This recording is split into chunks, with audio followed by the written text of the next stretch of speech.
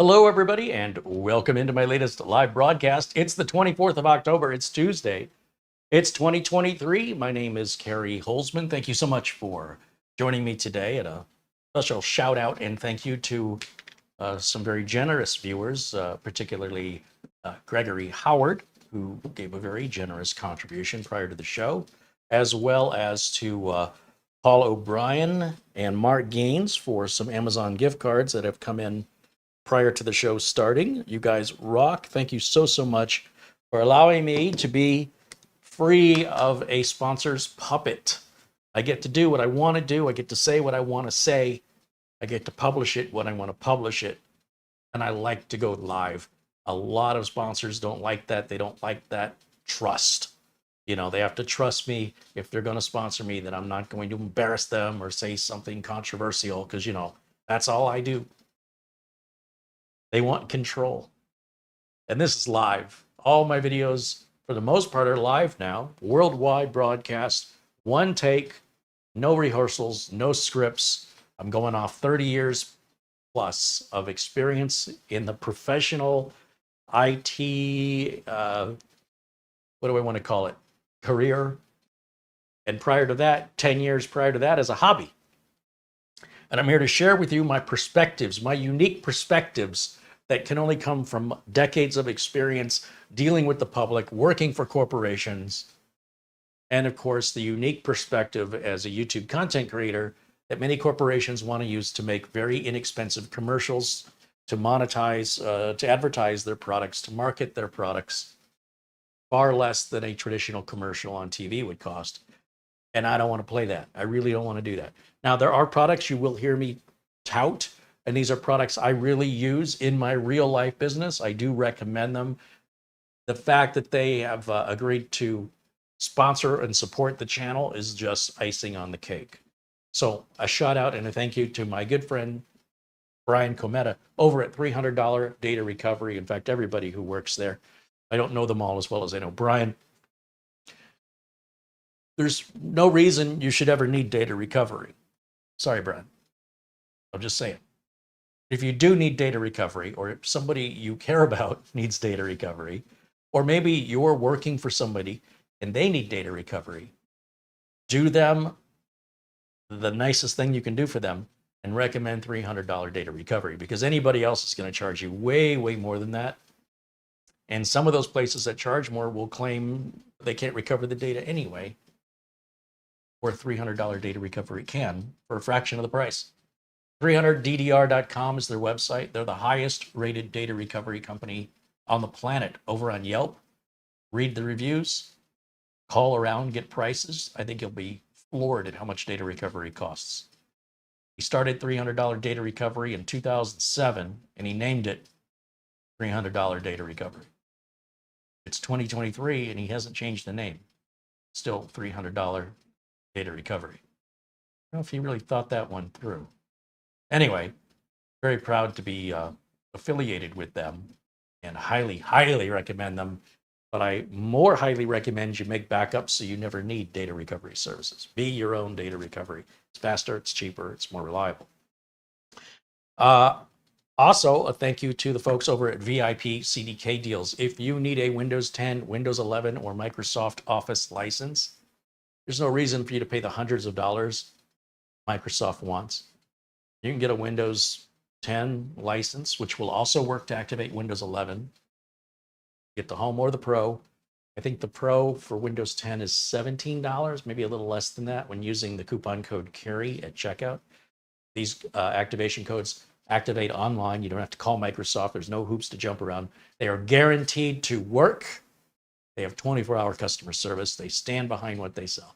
If I'm here telling you about any products or services, it's because I use them myself, and they have to be guaranteed or offer a free trial. So like RoboForm, Acronis, you can download free trials of these things, decide if you like them, and then pay for them. They're not fly-by-night companies. Everybody I'm pairing up with has been around at least 10 years, all of them, minimum 10 years. And they all stand behind their work, money-back guarantee, peace of mind. There's no risk whatsoever. If you run into any trouble with any of the partners here, please let me know. It's very unlikely you will ever run into a problem. And if you should run into a problem, 99% of the time they're going to take care of it. Sometimes things slip through the cracks, people make mistakes. If you've given them an opportunity to correct it, whoever that is, and they haven't corrected it, email me personally and the buck stops with me. It'll get taken care of. So I want you to understand this isn't like a typical YouTube channel where the host of the show says, well, you know, that's not my business if they ripped you off. I didn't force you to buy it. I think that's a cop-out, and it's just basically somebody admitting they're in it for the money, and they don't care if you suffered as long as they profited. I'm not okay with it, and I know many of you in the chat have used the services that I recommend, whether it's VIP CDK deals for buying Windows or Office license keys. You've used RoboForm, Acronis. I don't know if any of you have used $300 data recovery, but feel free to let people know your honest experience and what you feel about them, and if you would recommend them, if you share my enthusiasm. Planet Cryos with a $5 super chat. He says, the only product that matters is you. I got to change the packaging. He says, always love your videos and content, fun, educational, and worth every second. Well, thank you, Planet Cryos, and back at you. Planet Cryos has his own YouTube channel. He's got fantastic videos. If you like my videos, I think you'll like his as well. He's got some pretty neat tech gadgets he's reviewed, and some of the latest tech. 14th gen Intel CPUs, waste of money. But I hear he got his 22 terabyte drives. Now you're cooking with gas. A couple of 22 terabyte drives and a NAS. Yeah, you should be sitting pretty for a while. But he has excellent content. And if you haven't watched it, you're losing out. You're missing out. But check out his channel. Not right now, when we're done here. But check out Planet Cryos' YouTube channel. Also check out our friends Doug Betts, live Windows training with Doug Betts. Check out Jim KJ3N's YouTube channel as well. You know, for years and years and years when I started this, sometimes people would challenge me and I'd say, well, then where's your videos? Now, everybody's got their own channel. I think that's great.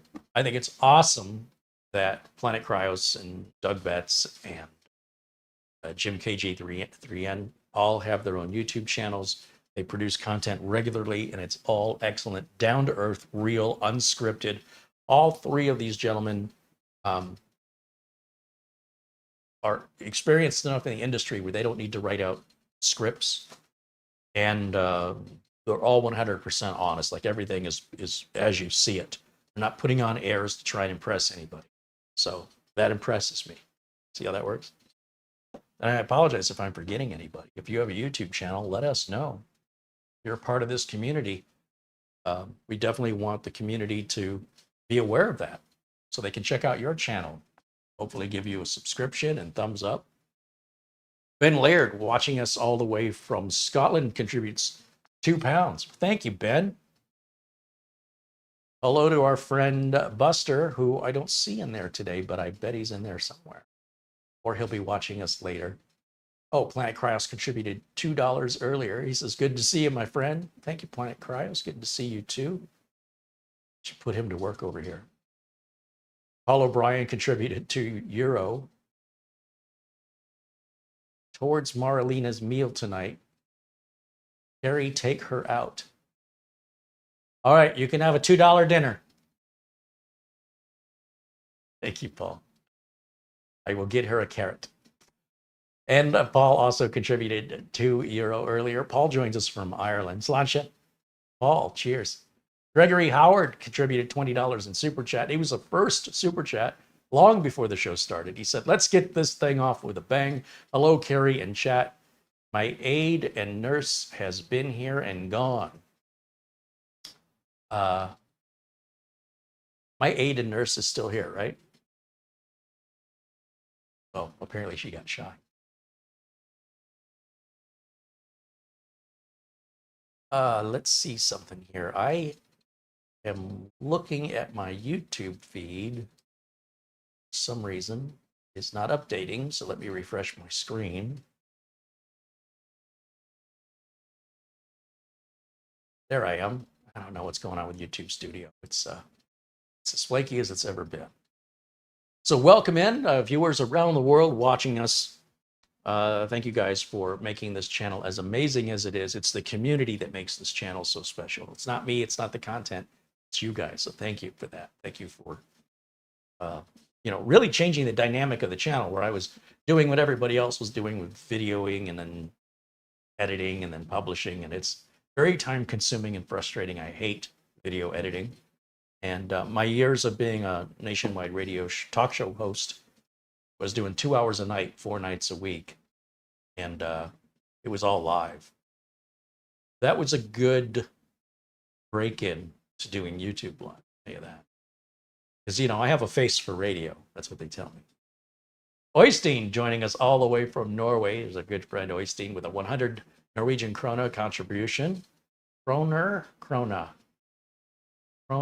krona? He says, thank you so much for another great stream. And thank you so much for all the education you have offered. Well, right on. Well, thank you for supporting the channel. Kroner, he says, it's Kroner. So it's Sweden. That's the krona. Always get those confused.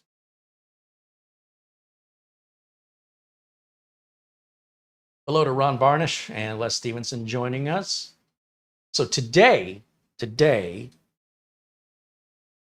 you a little bit about today's build. So I like to do these, what I call 8-year builds or best bang for the buck. A viewer reached out to me, and let's just call her Beth, because that's what her name is. And Beth said she was interested in getting the Jonesboro case, but she didn't want the monitor that's built into the case. And I'm learning more about her, and I'm not really trying to talk her out of that, but I kind of am. Like, look, that's a 12900K with a liquid cooler, and even the liquid cooler is having a hard time keeping that chip cool. And I need to change the liquid cooler out to something more efficient than what I've used. I used the Cougar, the 240, 280 cooler, all-in-one cooler. And it wasn't really designed for a socket 1700, so I don't know if it's not sitting correctly. But I did it because of how it looks. And, I wanted to get to know her a little better to figure out what is it about the computer that draws you to it. And, she already paid for it. So I said, look, if she likes the size of it, and she likes that it's, built by me, which is flattering. I appreciate that. And she said, she wasn't necessarily attached to that one. When I told her, look, with a liquid cooler, you're going to have to replace it when the pump dies. It'll probably last about 5 years or so. Then I don't know if you're that kind of person. You never know. You might be somebody that likes opening up stuff and tinkering with it. Or if you prefer something that, is going to be built once and run for years and years and years without any necessary maintenance, apart from maybe blowing the dust and dirt out of it once a year, I think I have a better suggestion, and that would be the 13500 chip, which comes with its own heatsink and fan, which is quiet, it looks fine. And then she said a comment, which I think she was joking about, well, I'll lose my pretty lights, right, because the cooler. And while all this was going on, I was talking with JP, and JP wanted a specific motherboard. Well, he wanted specific features, and the board I was recommending was a version below this one from ASRock. I don't like what's being offered from Gigabyte right now, so he did his own research, and he said, the Z790 SteelLegend Wi-Fi, that's the board I want to use. So we did his build. He's already got it. In fact, he was asking me some questions about the board. I'm like, you picked that motherboard. I don't know anything about it. But I was so impressed with it, I ordered extras. And he said, well, I know you ordered extras, so I thought maybe you'd be familiar with it. Like, this is the first time I've had a chance to work with any of the extra boards that I ordered. So this is only my second time working with the board. So we'll take a look at it again. And I think, Beth, if you're watching, I think this may be a more ideal system for you. And here's why. First of all, the RGB on the board is not over the top. And I think she was joking about the RGB, but sometimes when people joke, they're a little serious. So maybe there's a little like, hey, it'd be neat to have it kind of a thing going on there. The 790 chipset has a lot more I/O. You know, we've got built-in Wi-Fi, we've got more USB ports, et cetera, et cetera, et cetera. And it's a savings from what that Johnsboro would cost. So I thought, well, let's put a 4 terabyte Western Digital Black Gen 4 drive in it. And we'll set her up with DDR5 RGB RAM. And I thought today we'll prep the motherboard. I think this is a great combination of parts if you're looking to build something that's just a little above mid-range. You still got a mid-range CPU here, but this 13500 it's no slouch. It's my CPU of choice personally. It's a lower wattage CPU that runs much, much cooler. And it's the difference in speed now. We sort of reached a plateau for most users. So unless you're doing something really specialty, higher end, and even then, the 13500 I use as a video editing rig when I will take some of my live videos and I'm recording them over here on the streaming machine. And I'll take those videos, put them onto a portable media like a SanDisk Extreme Pro SSD, copy it over, take it to the machine in the back, which is basically this configuration with a using the live mixer board from ASRock, which I'm totally happy with. And on that one, we put a Gen 5 SSD in it that runs 10,000 megabytes per second. It's incredibly fast. And that thing renders out faster than this 9900 KS. And I don't mean a little faster, it's 2/3 faster. It's about 70%. No, it's about, yeah, it's around 65, 70% faster. Rendering the exact same video. Basically, I'm taking a 1080 file, dropping it in. I might do some cuts on it and then render it out as it's upscaling it to 4K. Holy cow, is that thing fast. We're just using the integrated graphics processor. No need for a graphics card. So unless you're a gamer, and you know, gaming's an expensive luxury, you know, have at it. You can always add a graphics card to this later if you wanted to. You could add more memory to this. You could change the CPU out to a 14th gen if you wanted to waste your money. All of that is available to you. You're not going to see, I don't think you're going to see any 14th gen CPUs on this channel because they're just 13th gen CPUs. That's all they are. They've slightly made a difference in their clocking, and it's a very minor performance difference. It's diluting the value of the brand Intel as far as I'm concerned. So unless there's some sale, your money is much better spent on the 13th gen. I recommend not wasting your money on the 14th gen. I predicted this, you know, this was all sort of, Intel made it pretty clear what their intentions were with this 14th gen. This really, the 14th gen is just a 13th gen. It literally is just a 13th gen. They could have numbered the 13th gen differently, right? They could have called it a 13970 or I don't know. They could have made a difference in the model number versus changing the actual model itself. So to call it a 14th gen, I think is a bit of a misnomer because it's not really. It's 13th gen polished. So why not just buy the 13th gen? Because the latest generation is always going to command more money. It means the previous generation isn't as valued and therefore will be sold for less. However, these sell for $247 all day long. And when they're on sale, you can pick them up for about $210. And if we look at Amazon, in fact, let me go over there now and pull up the Amazon site. Let's see what a 13500 is going for. Remember, that includes the heatsink and fan in this price. So let me grab my window capture.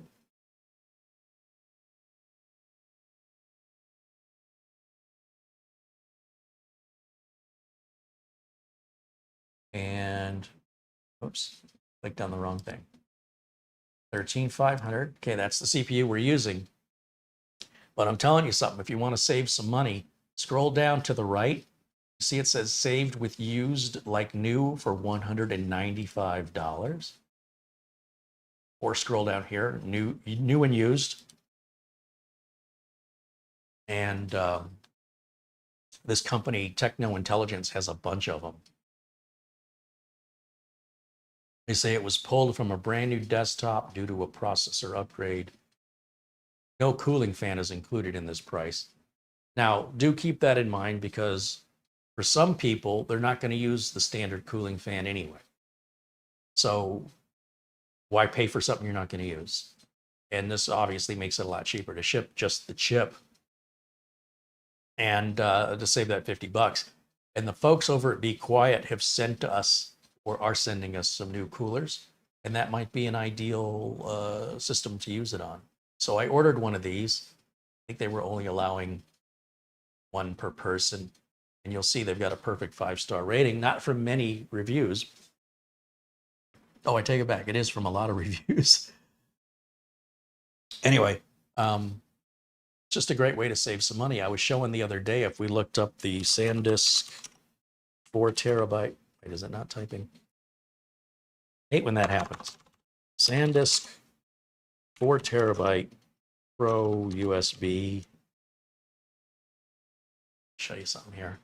So $300 is a great price for this 4 terabyte drive that'll do data transfers up to 2,000 megabytes per second if you have a USB 3.2 Gen 2x2 port on your computer. So that's the maximum throughput. It's incredibly fast. But remember what I said, you can find things that have been returned to Amazon. They list them as used. Here's one for $212. Scroll down, here's one for $182. So ignore this first box. Go down a little further where it says new and used. And check this out. If we look and see if it's from Amazon Warehouse, and it is, it's over $100 off. And you have 30 days to return it for any reason if maybe somebody used up half of its life. If you don't like the number of writes that are on it, or for some reason you don't like it, you can always return it to Amazon Warehouse. That's a heck of a bargain.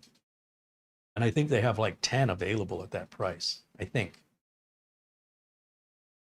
So, for $117 savings, yes, please, I'll take it.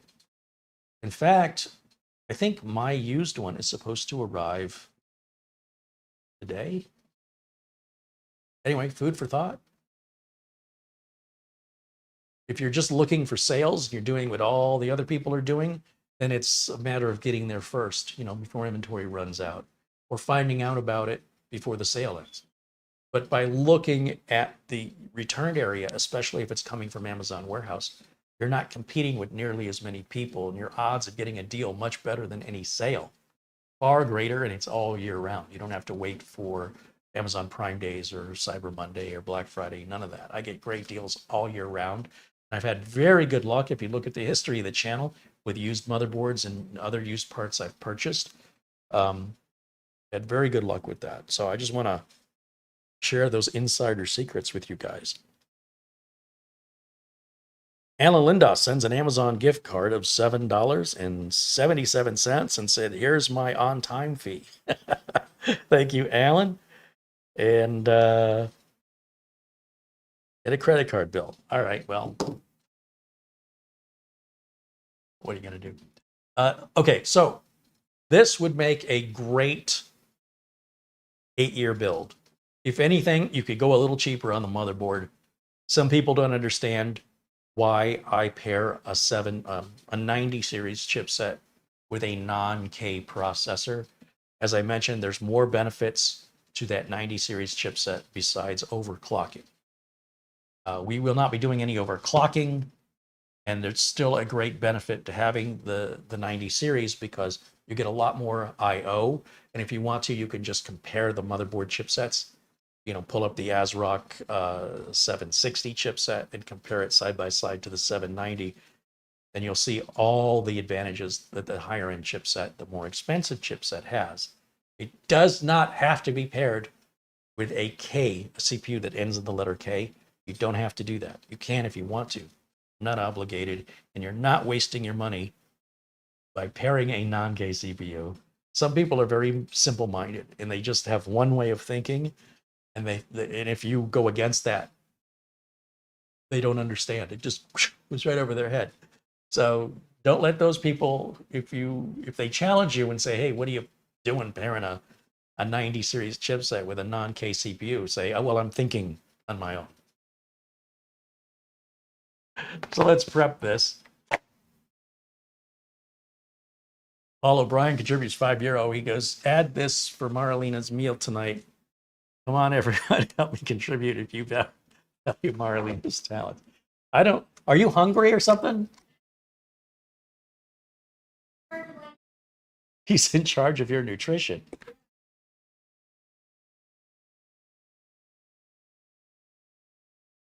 Well, being that she's vegan, sugar-free, and low carb,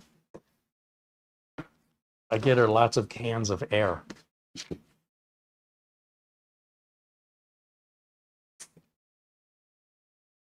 We're thinking of starting a cooking channel for other people that are wanting to eat healthier. And she's got some amazing recipes that we will eventually do those videos as soon as I get caught up with the 8 million computers I'm buried up to my neck in over here, which I'm sure is any day now. Oystein with a 100 Norwegian kroner contribution. He goes to the food support, LOL. Hey, anything but lunafisk. You guys know what lunafisk is?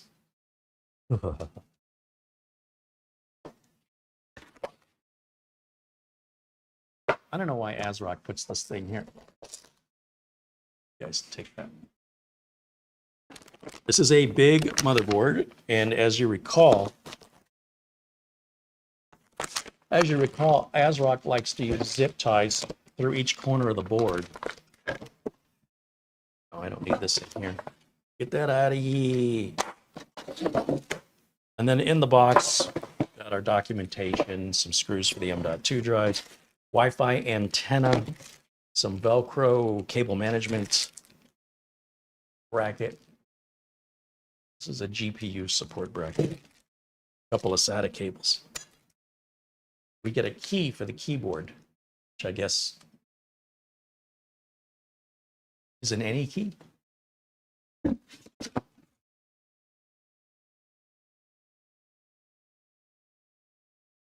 Frank Jimmy says, I'm a glutton for punishment.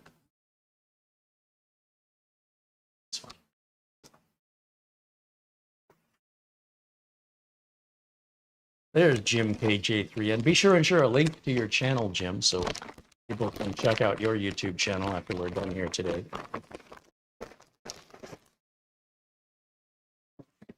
All right. Should we put close-up camera girl to work? Close-up camera girl. Yeah, whenever I call her, she's never around. Story of my life. All right, first thing I want to do, I'm going to cut these nylon zip ties. I guess if they didn't nylon zip tie this board down to the foam pad, it would have gone boom right through that box. It's got beautiful plumage. It's just pining for the fjords. Norwegian blue. Thank goodness they kept this thing zip tied down thoroughly. I mean, one zip tie ain't gonna cut it. All right, there we go. Could use some close-up camera work. In fact, I have not prepared for this, so just that. All right, you should be good.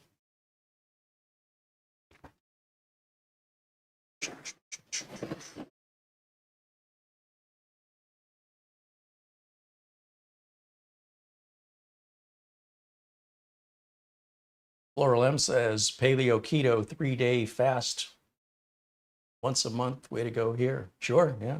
Elon's doing that too. He's doing the intermittent fasting.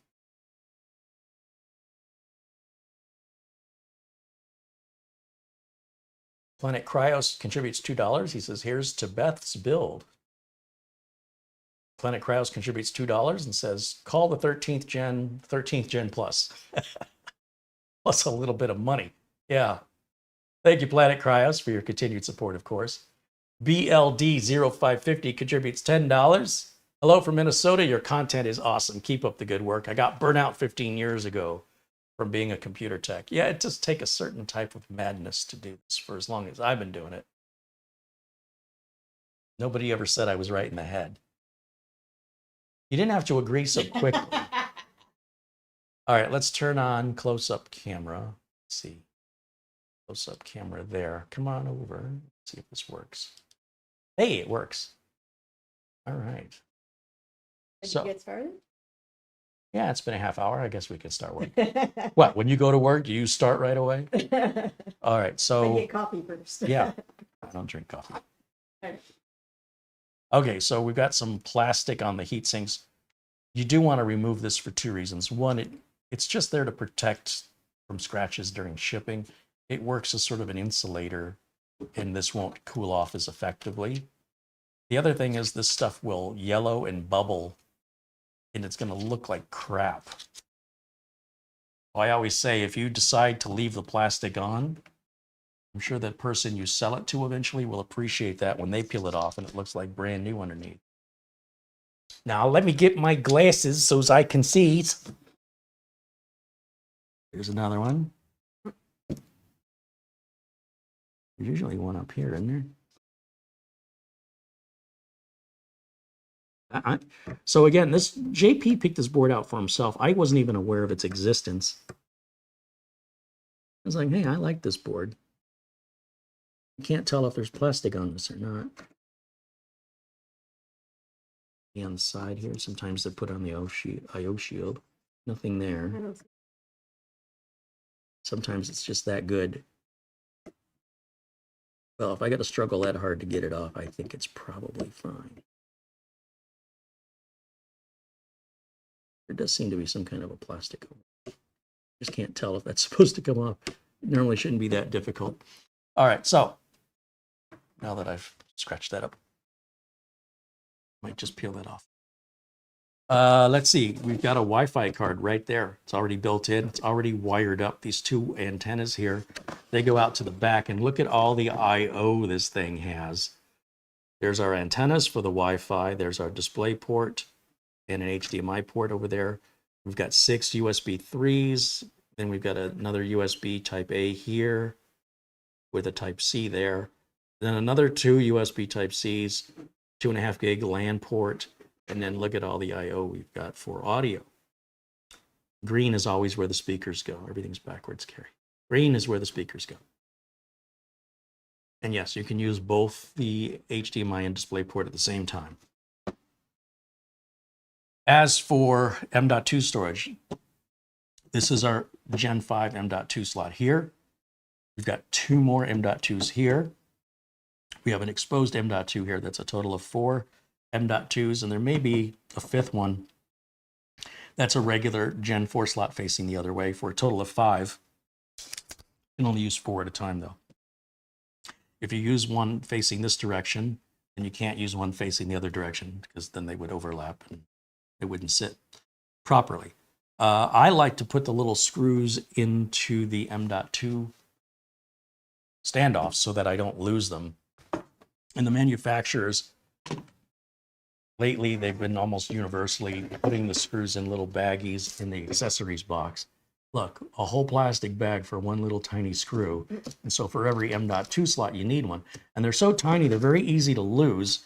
And an M.2 slot may not be something that you go to upgrade very often. It's very easy to misplace what you did with the accessories because it could be years, or in some cases could be hours, and you have no idea where it went. Everybody's different. So I like to put the screws into the standoffs. And then when I go to use them, if and when I go to use them, I don't have to hunt for the screws. Capiche?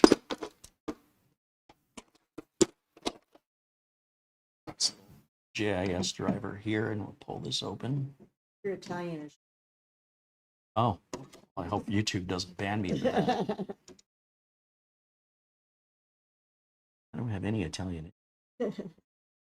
So the giant heatsink, you'll notice this heatsink's different than all the others, and that's because if you were to put a Gen 5 NVMe drive in here, it's going to run hot. And the heatsink that comes with the motherboard not only matches the aesthetic of the board, but it's also way better than any heatsink that comes with an SSD. So if you're going to buy a Gen 5 or even a Gen 4 SSD, and you're going to place it somewhere where you've got heat sinks on the motherboard already, and you're wondering which heatsink is better, it's universally going to be the motherboard heatsink is better than the cheap crap they throw on, the manufacturers of the SSDs throw on. So the only time I would use a manufacturer of the SSD's heatsink is if I was using a slot like this one that doesn't have a heatsink already. I would not ruin the look of my motherboard and have my SSD run potentially hotter and pay more for the SSD because it comes with its own heatsink. So all signs point to save money, get the SSD without the heatsink, place the SSD on the underneath the motherboard's heatsink, keep your motherboard aesthetic looking good, keep your SSD running cool, and save a few dollars in your wallet. That's a little tip from your Uncle Carey. All right, so here's an M.2 screw. I always like to use a magnetized screwdriver, and you'll see they're very, very tiny. And I'm just going to put that right here.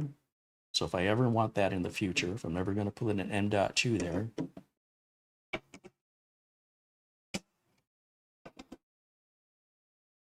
you don't have to go hunting for the screw.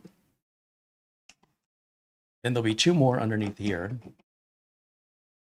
Why they couldn't have put all 4 screws in one plastic bag, I don't know. It's some inventory control thing, but just adds to the landfill. Got 2 thermal pads underneath there, one for each M.2. So, baggie. I'm going to save this little baggie. I have to explain to the police why I have these little baggies.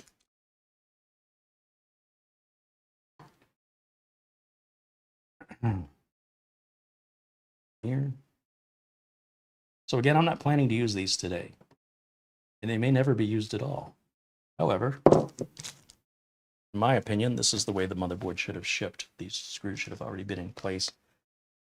Wasting plastic and forcing the consumer to do this additional work. I imagine most people simply leave them alone. They don't, they're not using them, so they don't think about it. And then when they think about it in the future, then they realize, uh-oh, I can't find it.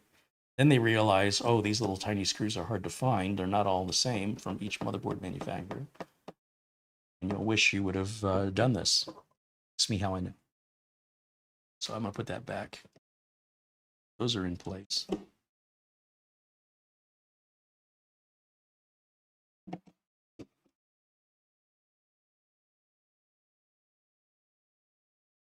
And this, you just bring it till it's snug. Don't over tighten it. Doesn't have to be watertight or anything like that. Daniel Vixna contributes £2. Thank you, Daniel. Thank you for supporting the channel. BayHome43 became a member. Right on. Thank you, BayHome43.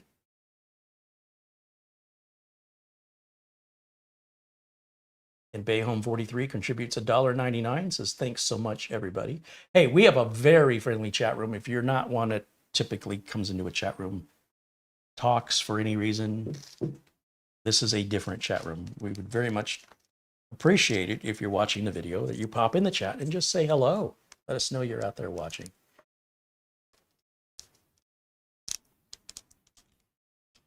LSF says, $247 for that i5 is cheaper than our supplier before tax, costing them $251 plus 15% tax. But he doesn't say where he is. What country is that? And Oystein says something in Norwegian, which I won't dare to try and pronounce. BLD0550 wants to know if anybody knows offhand if the Western Digital Black SN770 NVMe drive has DRAM cache. I've never used one, so I don't know. I always use the 850 X and X850 and S. What's it called? That one.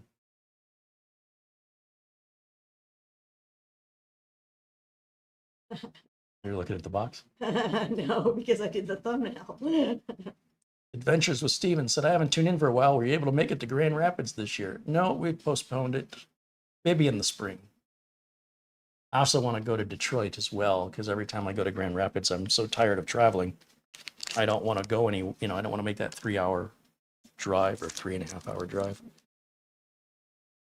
But now it's been such a long time that I feel I can go back and visit. We're missing Michigan. For sure. Although this is a great time to be in Arizona. We're finally got into the 80-degree weather. It's about 85 degrees today. Beautiful. It's still a little warm, but it's definitely better than triple-digit temperatures that we've been dealing with up until last you're week. warm and 20 degrees below zero. That's true, but I was raised in Detroit, so. All right, so let's start by putting the NVMe drive in. This is the 4 terabyte SN850X Western Digital Black.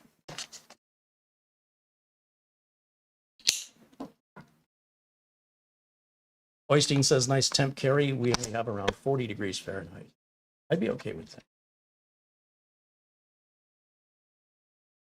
Ben Laird wants to know, will this take a 22 terabyte mechanical drive? This will take any SATA-based drive or any M.2 SATA or NVMe drive. So if your question is, will this take a fill-in-the-blank drive?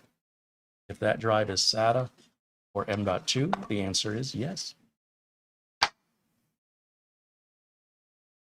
So you'll notice there's a little cutout right there. That's so you can put your finger in there and take this out. Avoid touching the gold fingers, as they like to call them. You'll see this can go in this way, or it can go in this way. So I believe this is the Gen 5 slot. But we're going to go ahead and use that Gen 5 slot. The reason you might not want to use the slot is I think it cuts the bandwidth in half for the PCIe slot. But since, as far as I know, Beth is not going to be gaming on this and has no intention of adding a graphics card, even if she did add a graphics card, she probably wouldn't notice any difference between 8 times or 16 times. I think we'll be okay here. If not, she can always move it, by the way. She can move it over here or here. Although here, it won't have a heat sink, so I would not put it here unless I bought a heat sink. And there's some pretty cool heat sinks you can buy for NVMe drives now. You have the clearance for them. And then, what else was I going to say? I was going to say something else. Oh, this slot right here. You'll see this on one of my live mixer builds. This is a DisplayPort out that's proprietary from ASRock. This piece, I think, lifts up.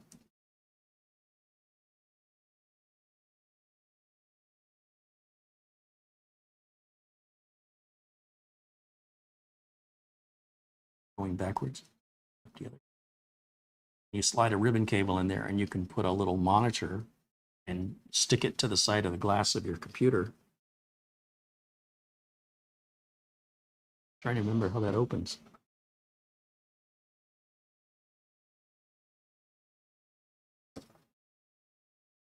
It lifts up. Shouldn't be that difficult. Never use any brute force when you're building a computer. Things should be relatively easy to move. If not, you're probably doing something wrong. Maybe it's just... Yeah. Yar, I don't know what I'm doing. I'm sure it's in the documentation. Anyway, I have installed the little 13-inch flat screen into the cases on the couple of the live mixer builds. You'll see a black and white live mixer build that were built together, and we put the screens in there.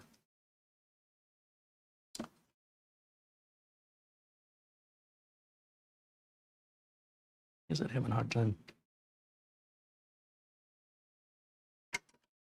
So it's like this little piece here that's used to support the NVMe drive is not accommodating for the chips on the back side.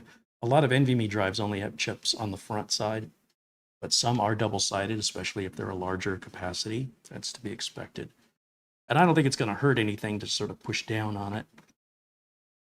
We'll have to get pushed down.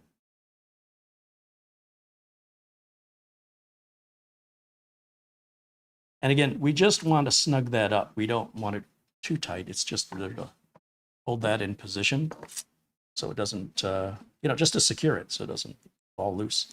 Then we can remove this protective tape from the thermal tape rather. Turn that so the writing is facing me. Just kind of have to eyeball where the screws go. There's nothing that it really aligns with. It'd be nice if it had some guiding pins, but it doesn't. This isn't something you'd probably be taking off and putting on very often.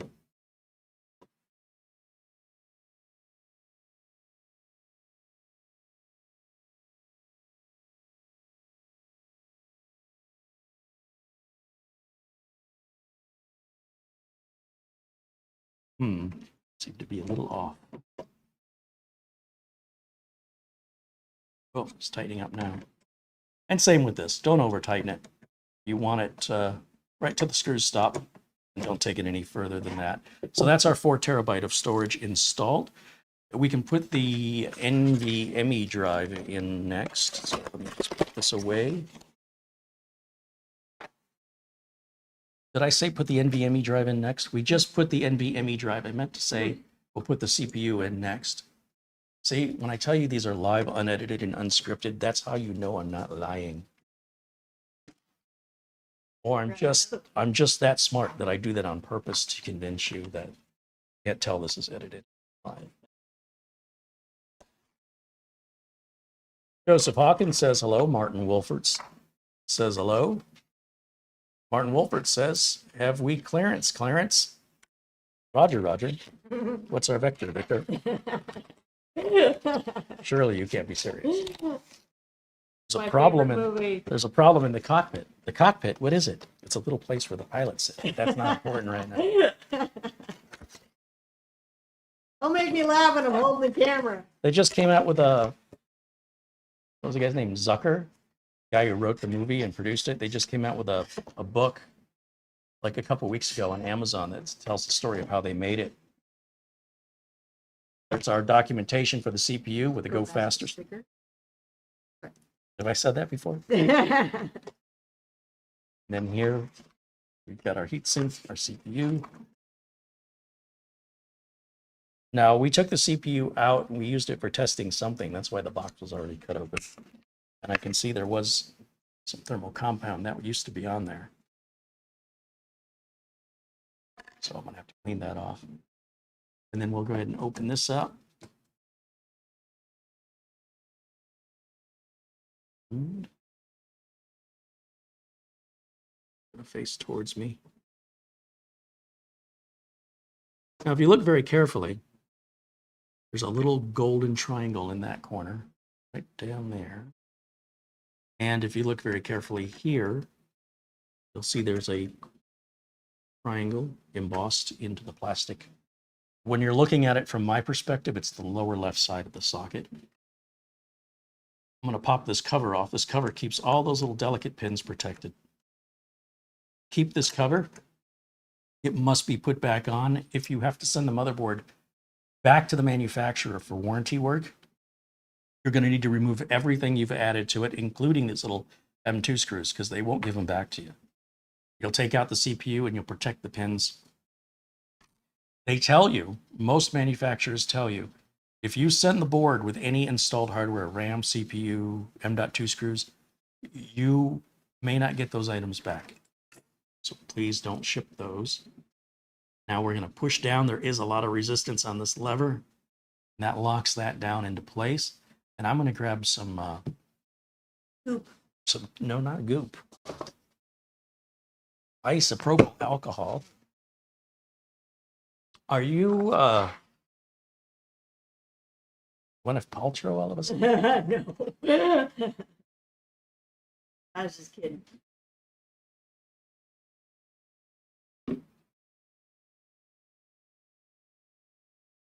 Now, the actual difference taking any residue off is going to make in our temperatures is going to be very, very minute. But I mean, hey, if you're going to do it right. No one ever complains their computer's running too cool or too fast. This is going to evaporate right off, so it won't leave any residue behind. We want the highest alcohol content possible, so you'll see I'm using 99% alcohol. This is not ideal to use for health. That's why they sell 70%. This, if you were to put this on a wound, could Burn make like things, hell. well, it could make things worse. So even though there's a little cross on there, this is for cleaning. The lower alcohol content is for health. So if you only can get the 70% or whatever, that's fine. It's just not as pure. It may leave some residue behind, but it's still overall going to be just fine. This is consumer grade electronics, so you don't have to be that specific or that precise. Now, if we were at a testing facility over at MIT and researching, it'd be a different story. Clear this stuff out of here. Put this over here. So anyway, when JP wanted this board, it was the first time I've seen it. I never even knew it existed until he pointed it out. And after I built with it, I said, hey, I kind of like it. So I ordered 2 of them. This is one of 2. I put the heatsink on here. This will have thermal compound already applied to it.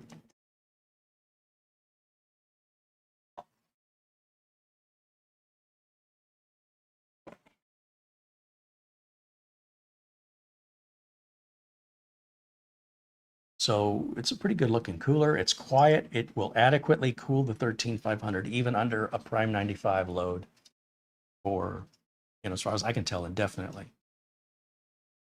There's our pre-applied thermal compound. We don't want to touch this. We want to keep it free of any oils from the skin or any dust in the air. So we keep it covered. This little plastic keeps it covered up, keeps it clean until we need it. Now I want the cable to come out to the side closest to where it's going to plug into the motherboard, which is right here. I don't want this cable on this heatsink to wrap around to reach it because that's how it can interfere with the fan and block the fan. So we want the shortest route, most direct route possible. Then we're going to align the heatsink. And what's great with these Intel heatsinks is there's no tools required. You just push down on these little towers and you'll hear it click. There's one. This one is not clicking.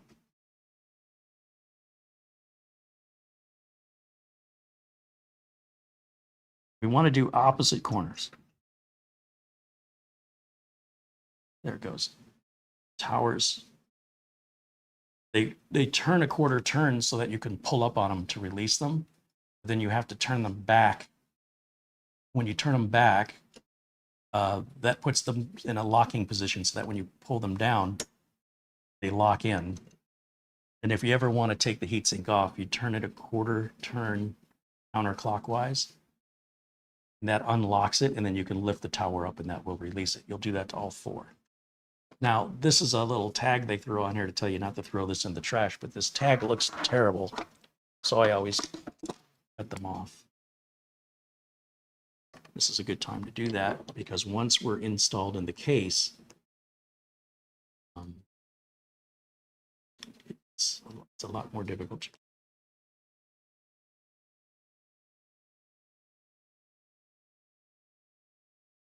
Never even knew it was there.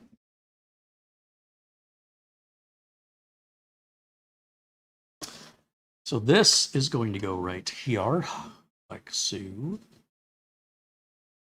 It's keyed, so it fits around that groove, so you can't put it on upside down or backwards. And then we've got this extra cable that I can now grab a cable tie. Again, cable tying this now before we put the motherboard in a case. This would be very difficult to do in many cases once it's installed. So, well, we've got it out in the open.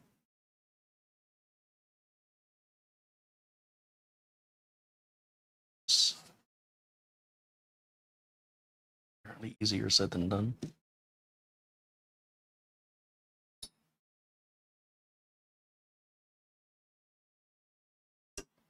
I need to turn it towards me, guys. I'm sorry. I can't see what I'm doing.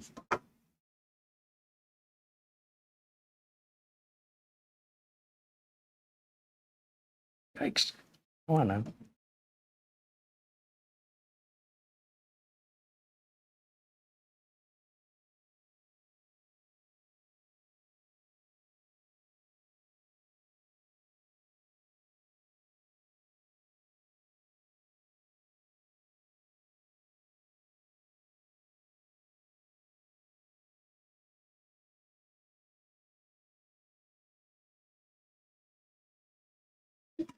I'm going to put a second one on the other end, and that'll make it look nice and clean. In fact, you probably won't even see it unless you're looking for it.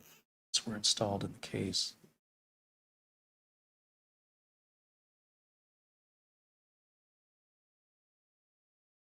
And if you keep the cable completely flat, it looks a lot nicer than if you allow it to twist in on you.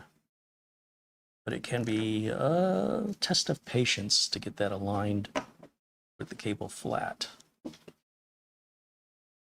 We'll cut off these pigtails, the wood, the tube. Da-da-da. Part is done.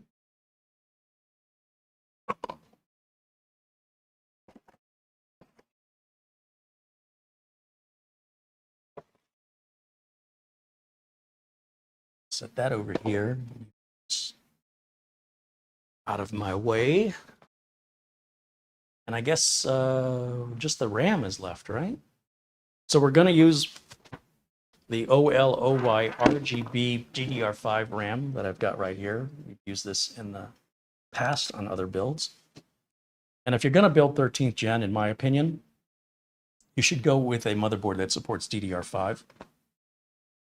Or you're not really taking full advantage of your CPU. So, sure, your call, obviously. You could save a little money going to DDR4, but you also lose a little bit of performance when you do.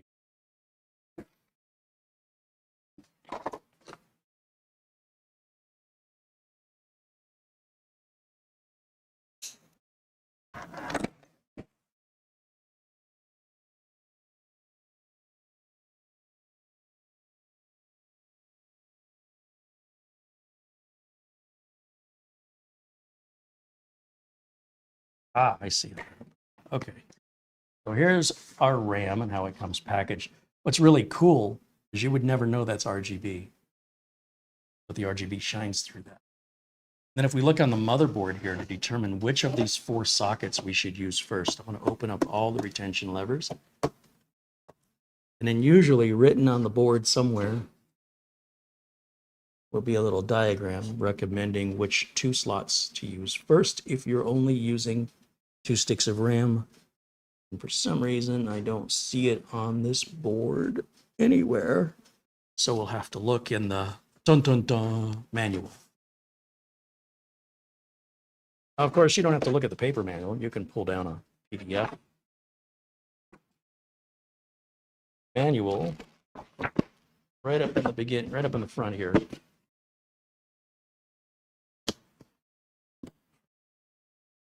Tell us which 2 of the 4 to use. Now, obviously, if we had 4 sticks of RAM, we'd use all 4 slots and it wouldn't matter. But since we're only using 2 sticks, we want to follow the manufacturer's recommendation for best performance and reliability. So we look in the diagram here, and it's usually right up somewhere towards the front. Right here. It says installing memory modules or DIMMs. If you've only got 1 DIMM, they recommend putting it in slot B2. And you'll see how they've labeled the slots A1 and A2, B1 and B2. We've got 2 DIMMs that we wanted in A2 and 1 in B2. You'd think A1 and B1 or A1 and A2, but no, it's the one configuration you'd never think of as a normal person that's a non-engineer. So we want A2 and B2. Now, looking at this motherboard, how do I know which one is A2 or B2? Usually it's etched on the board, but we can look back at the diagram of the motherboard up here in the front of the manual, and they will have it labeled here. So it wants us to go in A2 and B2, right? So it wants us, it doesn't want us in the socket nearest to the CPU. So we're going to avoid the socket nearest to the CPU. And whatever socket we use, which will be the next one over, we skip a socket. That's how dual channel works. One in each channel. Channel B and channel A. So one in channel A2 and one in channel B2. Got it? So we'll grab a memory module here. I'm going to go to A2. Push down, and you should hear, you can actually see these close. There they go. Wow, those required quite a bit of force down. So always make sure that you are in the track before you apply any pressure. It should go in the track very easily. When you are 100% confident you are in that track, then apply downward force, one thumb, then the other thumb. And we'll close up those retention levers just to get them out of the way so they don't snag on anything. Okay, so with that being done, we can do our very first power on self-test. We've got RAM, storage, and CPU and cooler installed. So now I'm going to grab a power supply, and this is just a Silverstone 750 watt non-modular that I just have sticking around here just this occasion. And we shouldn't need to use both of these EPS connectors, although we do have a power supply that provides two EPS connectors. So I'll use them because I have them.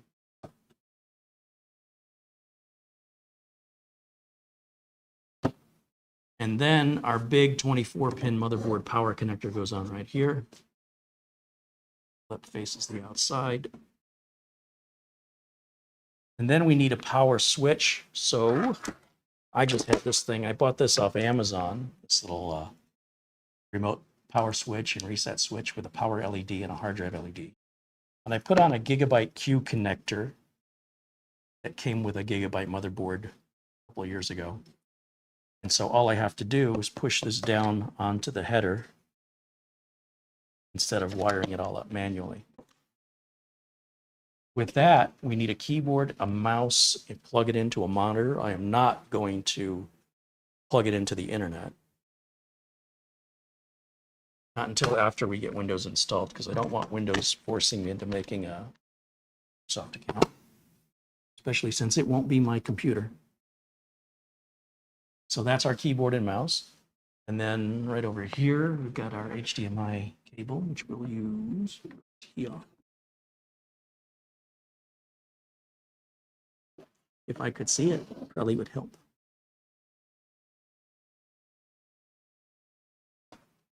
Okay.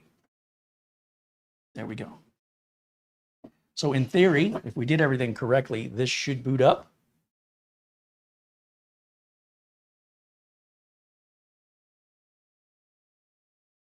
Push the, I think it's the blue button.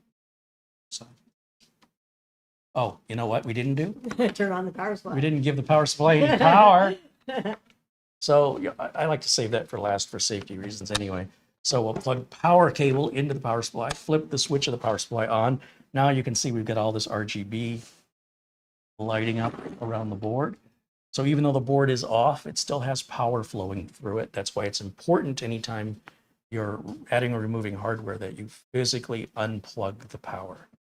Okay, now if you hit this blue side, that should get things running. Say it's spinning. So I'm going to switch over to the HDMI input.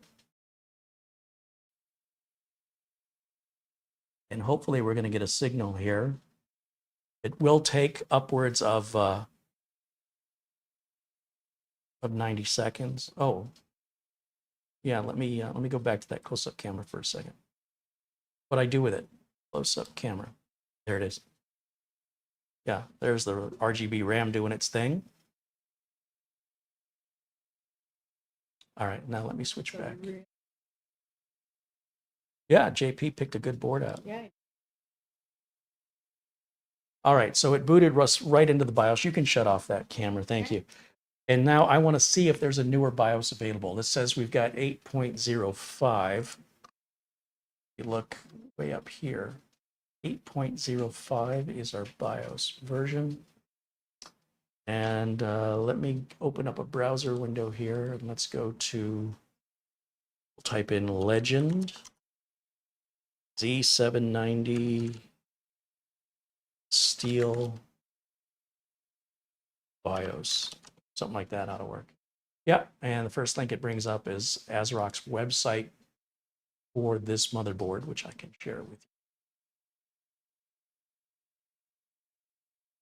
And then we don't want the support up here. That's generic support for all of ASRock. We want support for this product specifically. So we'll click that support option, go to BIOS. Now, the latest version is 11.02, but we have 8.05. Is there an 8.05? Because if there isn't, we might be on the wrong board. Yes, that's 8.05 there. And so there's been 3 new BIOSes released since. We're going to go ahead and just grab the latest one. So that's going to download, and I'm going to just grab a small USB flash drive, small capacity. I have a bunch of these really cheap 2 gig flash drives, which are ideal for BIOS updates. Hey, thank you, Joseph Hawkins, with a $10 New Zealand dollar contribution. Obviously, Joseph's watching us all the way from New Zealand. How cool is that? All right, now I'm going to take this cheapo flash drive, which is empty. I'm going to plug it into the streamer back here. If I can find a USB port. There we go. And then I'm going to take the file I downloaded. It's a zip file. I'm going to extract it. And ASRock only gives us 1 file in there, so that makes it easy to know which file to copy over. So we're going to copy the BIOS file and paste it onto the blank flash drive. Why a blank flash drive? That's so I don't accidentally pick the wrong BIOS file. And it reduces confusion, and it just makes everything a lot faster as far as, having to sift through a list. And then let's see, I can disconnect that flash drive. Or as they call it, eject it. It's not really necessary to eject flash drives anymore in modern Windows, but it also doesn't hurt if you decide to do it, just to be safe. Okay, so now let me go back over to, let's see, number 1. Got the flash drive here. I'm going to plug it in. I'm going to step around. I'm going to plug that in right over here.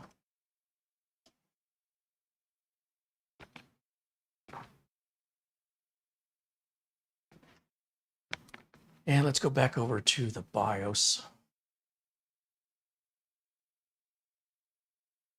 Need to go full screen so I can see it with the clarity you guys get to see it in.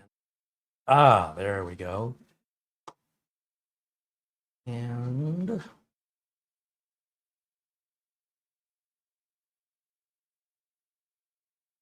is calling this SATA. Strange. All right, worry about this later. There's our RAM, 2 sticks, 16 gigs each, total of 32 gigs of RAM. And we want to go over here to Instant Flash. Please suspend BitLocker and any encryption. Okay, well, we haven't installed an operating system, so we don't have to worry about this. Continue, yes. It automatically finds the BIOS file. All I have to do is hit update. Are you sure? Yes. And now we wait. Keep your hands off. It says after pressing enter, the system will automatically reboot. And then please wait for a few seconds and the BIOS will continue. All right, I'm going to hit enter, and now we're going to just wait. The patience is absolutely critical right now, and it's important you leave everything alone. As long as you do that, your BIOS is likely going to be just fine and successful.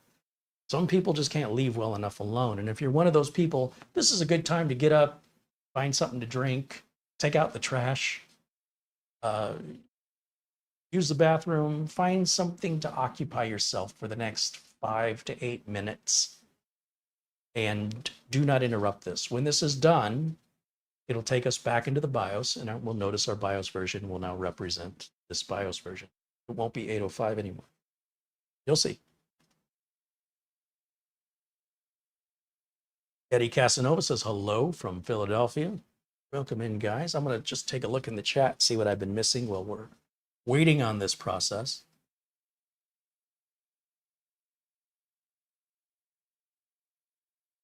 Dan wants to know, is ASRock reliable in your experience? I find the 4 big manufacturers of ASRock, MSI, Gigabyte, and Asus to all be equally reliable. Bayhome 43 contributes $4.99. It says, so worth the wait.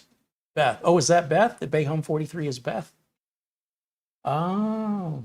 Well, we still got to talk about your case, Beth, but we'll get to that. But I'm glad you're joining us.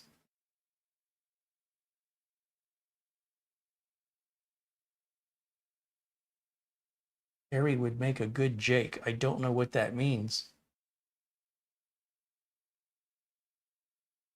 Greg Jimmy says Halloween is next Tuesday. If Mitch is going to be on Friday, I think you two could dress like the Blues Brothers. Oh, Jake from the Blues Brothers. I see. Anana Mouse says, I have a 3-year-old 55-inch Samsung TV. I cannot load the Zoom meetings app. Will any of these mini PCs run Zoom meetings? Any of the mini PCs will, yes. Also, you could potentially get like an Amazon Fire Stick and use that on your smart TV, or take any TV and turn it into a smart TV with an Amazon Fire Stick. But yeah, any mini PC, anything that's running, anything that's modern, so an N95, N100, i3, i5, Ryzen 5, Ryzen 7, heck, even a Ryzen 3, that's a very minimal thing you're asking it. So yeah, you won't have any problems with that. That's primarily your internet bandwidth and the quality of your camera that's going to determine what kind of quality Zoom meeting you. Bruce Key said he got a 60-inch Samsung Plasma dumb TV with a Windows 10 machine connected to it. The Plasma is still going strong. Yeah, and I'm sure you could probably watch your power meter spin around like crazy when you turn that thing on. Those Plasmas can be pretty power hungry. Probably save yourself some money with a modern LED TV. People like the blacks on the Plasma TV, though. The black color is just so, dark. But they get really hot and they cost a lot of money to run.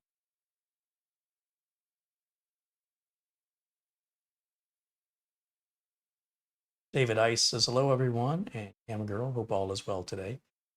Hey, David, I hope you got my email response.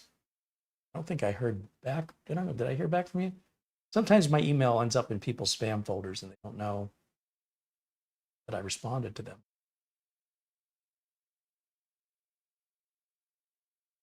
"55 Staying Dude said, I've been using a mouse I purchased a year ago and just realized it's got plastic on the bottom. Just did the peel.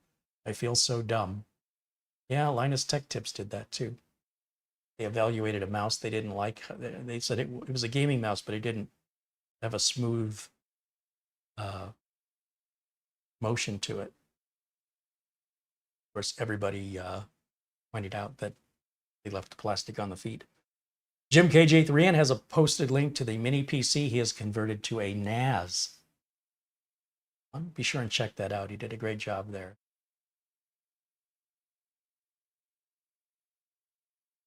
David Ice said, I responded to you yesterday in the members only chat. Did I see it? The great thing about email, though, is, there's a record of it. I can always go back and refresh my memory. Super chat or even chat, live chat, it scrolls by, and good luck finding it again if you ever want to for archival purposes. But okay, so let's see, Core i5 13500 and BIOS version 11.02. Successful. Very little. All right, let's go back over to camera 1. We're going to leave the machine on, and I am going to take this flash drive out. We never will use this BIOS again. This motherboard. I do have another motherboard, same make and model. So I guess I'm going to put this over with the other motherboard, and whenever we get around to prepping that one, I'll already have the BIOS. Look at me thinking ahead. Okay. Then I need what? Windows 11. It's 11 right here. Or we could put Windows 10 on it. I don't know. Did Beth say if she wanted Windows 10 or Windows 11?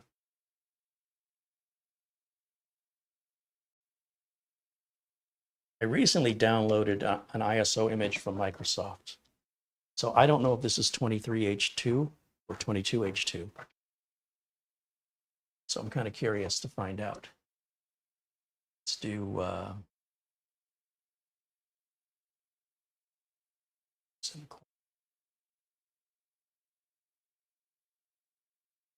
and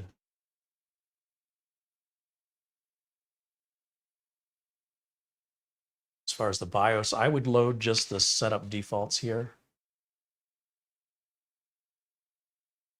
Advanced. Boot. Load UEFI defaults just to make sure that it's changed around BIOS update.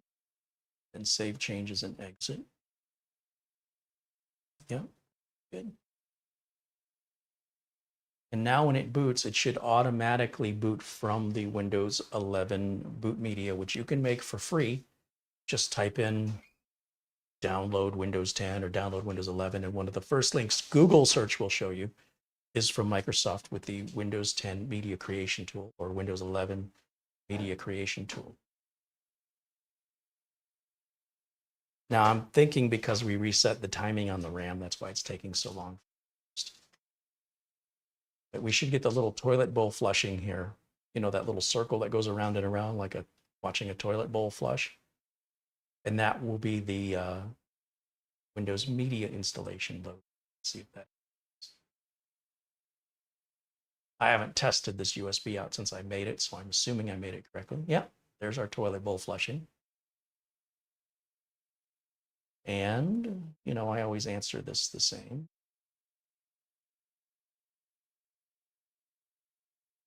Just install.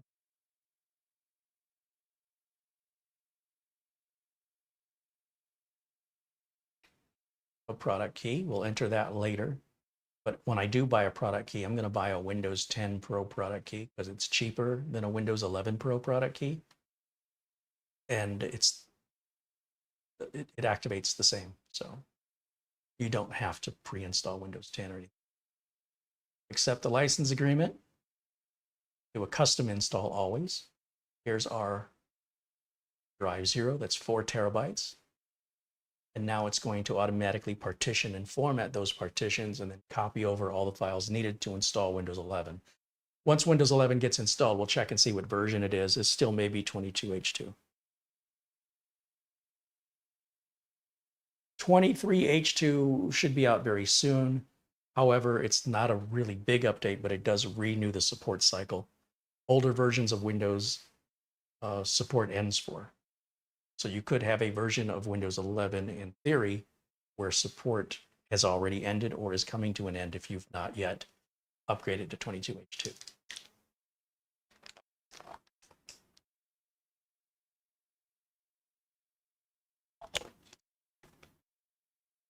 Oystein said it's 40 euros for a 1 liter bottle of rubbing alcohol. Whoa. But you know what? For me anyway, that bottle of rubbing alcohol, well, first of all, a liter is a lot. We don't have these aren't sold in liters, are they? This is like half a liter for this bottle. 473 milliliters, so less than half a liter. And that's probably $10, so kind of checks out. John Williams said, Carey, I just bought a Windows 10 product key using your link below this video. Thanks for all you do and sharing your wisdom. Right on, John. Thank you for supporting the channel, man. You know, these companies that support us, we need to support them back. And, you know, you're getting a good quality product where the manufacturer or the seller stands behind it. So you're not taking any risk.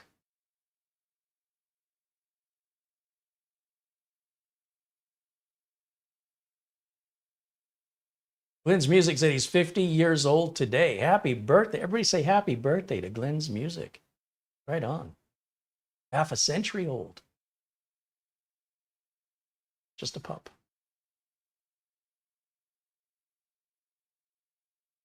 Okay, and we should see just a minute. It's going to want us, it's going to require us to be on the network. So we're going to run the OOBE/bypass NRO command as soon as this comes up.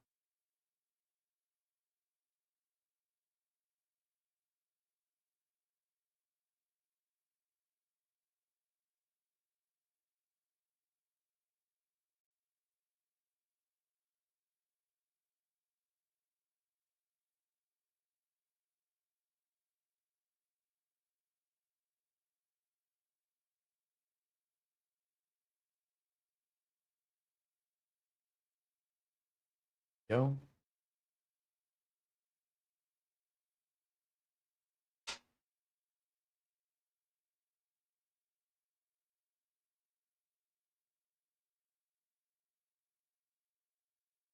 So I'm going to hit Shift F10 right now. I'll type, oh, I got to click on this box. Then I'll type OOBE/bypass NRO, enter.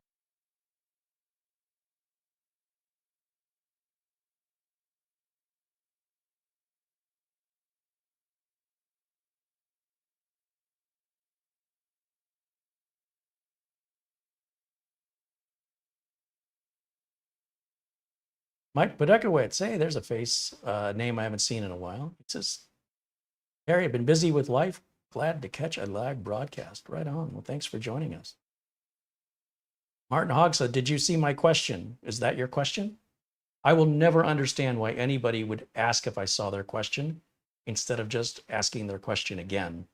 Because if that's the time I caught your live chat, like if the chat's moving quickly, and that was your one opportunity to catch my attention, and then referencing to something I didn't see, you know, now you're going to have to type it again and hope I see it next time.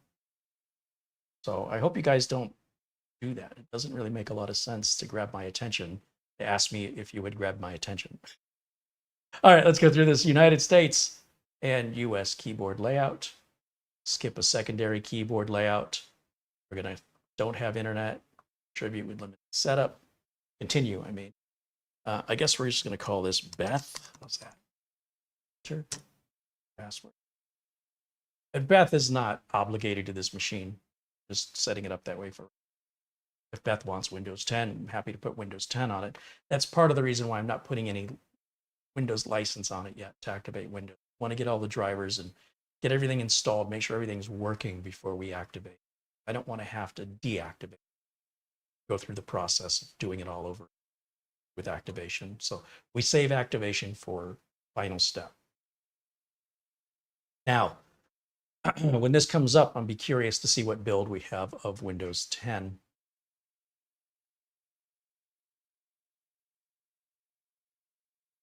Russell Stewart pops into the chat, says hello.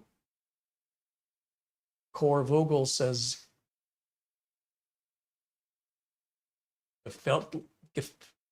gefeltliciteerd. Means happy birthday in Dutch.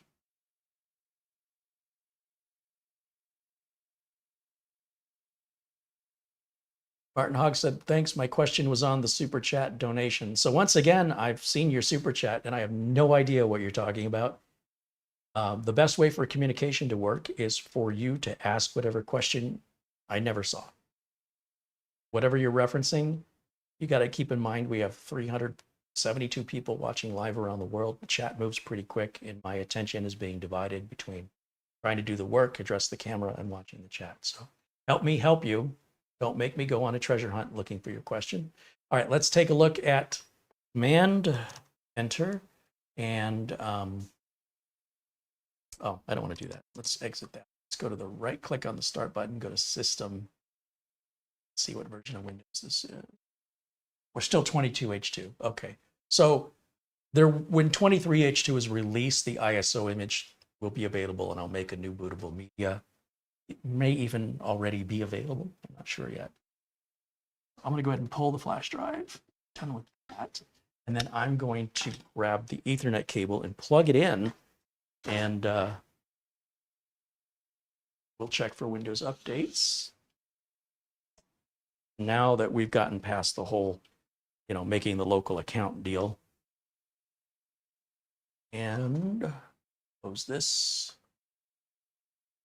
Start button, settings, Windows Update. Then they've got the ASRock Auto Driver Installer. Could do that. Click yes. Accept a license agreement.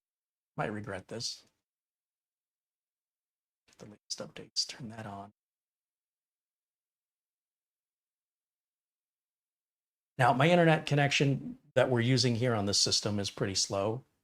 And I know if I start doing Windows updates while I'm also doing the auto driver installer, it's going to be painfully slow. So I think I should just do one and then the other. Let me just double check. I have to walk up to the screen to see this. INF. Drivers. Okay, good. I wanted to make sure there's no bloatware. We want all of that, so I will click.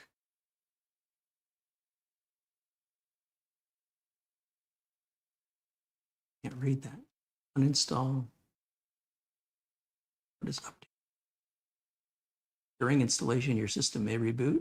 Okay. I guess that was the right button to hit. So while we're waiting for that, and then when that finishes, we'll do the Windows updates. If everything's going well, then it'll be ready to be put into a case. Now, I will likely not put it in a case yet. I need to check with Beth what case she wants. So I'll show it to her, video, and show it to her. And then we have to then figure out what power supply she wants, if she wants modular, non-modular, if she cares. And we'll save that for a part 2 once I have the answers to those questions. All right, let's see.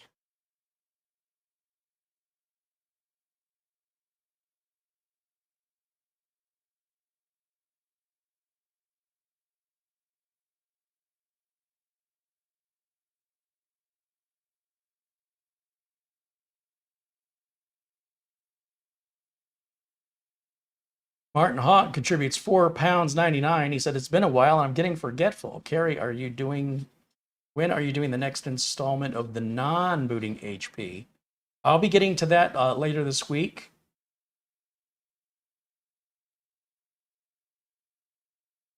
Thank you for the contribution, Martin.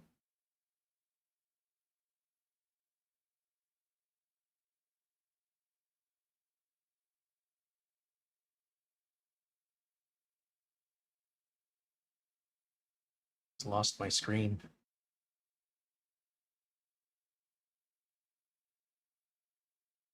There I am.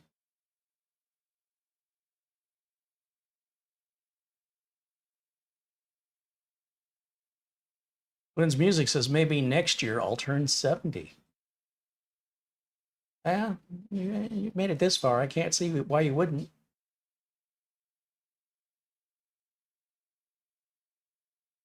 So I guess Martin was asking if I got his contribution. I think that was what he was asking. So, yeah.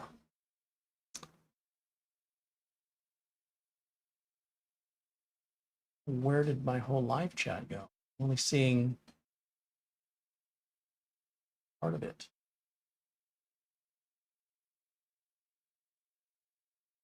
Oopsie. Here. Click on that.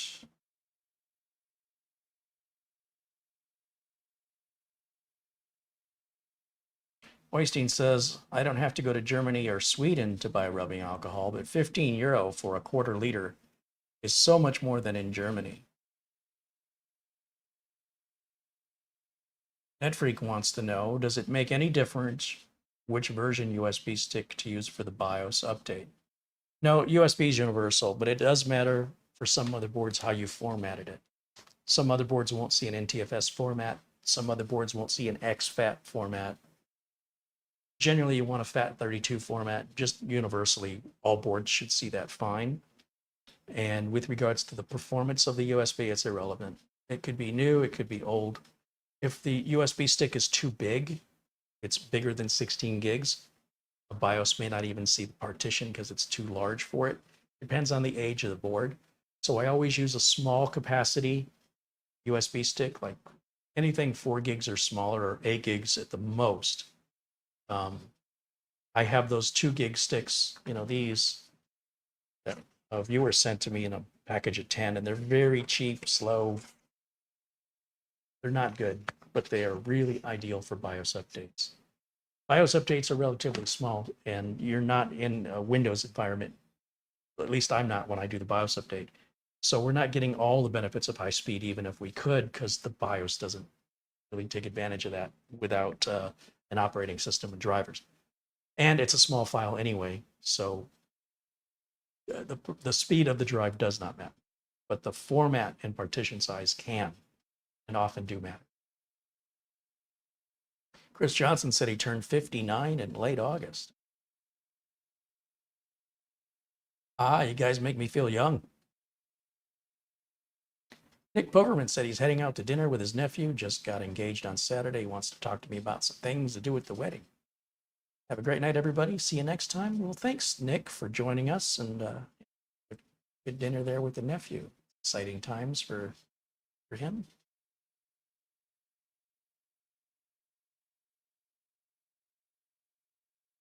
And I probably should put the adjust the power settings on this when I'm thinking about it.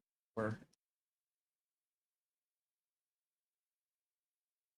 edit power plan. That's what I want.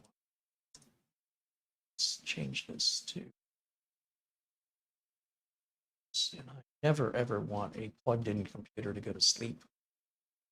If the computer was running on batteries, like a laptop or a tablet, then sleep mode is highly recommended. But when you're plugged into power, I just suggest let the monitor go to sleep, but leave the system running.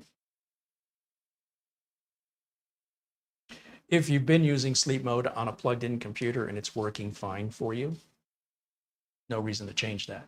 But for a lot of people, they have problems with it. And so my recommendation is just don't use it. Then you don't have to worry about trying to resolve these problems over what I think is a pointless feature on a plugged-in computer. But that's my opinion. Might feel differently. Scott says he turned 58 September 1st. A lot of birthdays this time of year. Rudy Kellerman says he'll be 81 in December. Thomas MacT said he turned 70 a week ago. Look at all the birthdays.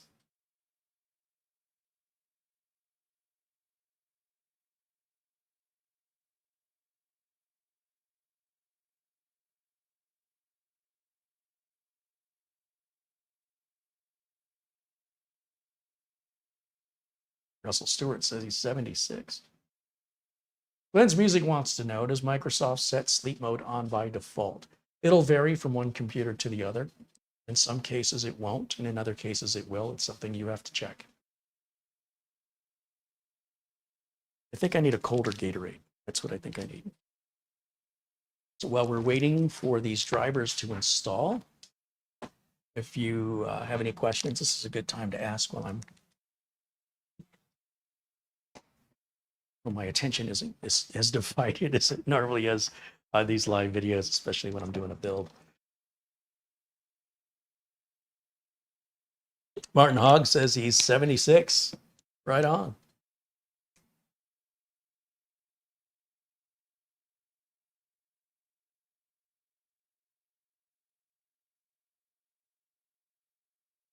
John Williams said he's still 39, the same as he was last year. I hear you. I hear you. You're 29?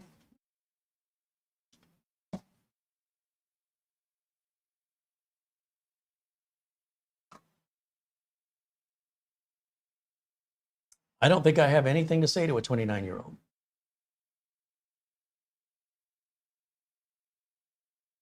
We also have the server from Serve the Home. By the way, Patrick over at Serve the Home just did a review on the new B-Link. I've already forgotten the model number, but mini PC that I have not reviewed. I don't have one to review. Maybe I'll borrow his.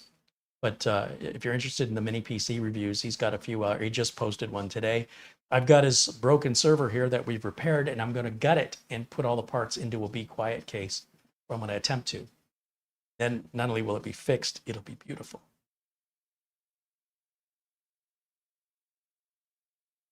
Bull142 says he's 65 and going on 29. John Williams said he's 67. Donna Lee Heem says I turned 72 3 days ago. Hey, happy birthday to Donna Lee.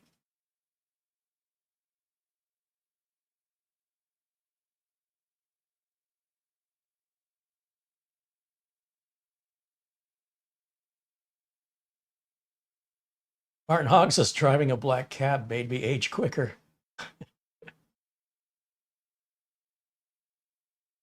Well, the older you get, the tougher you've got to be, or you won't make it to be very old. That's what I've learned so far.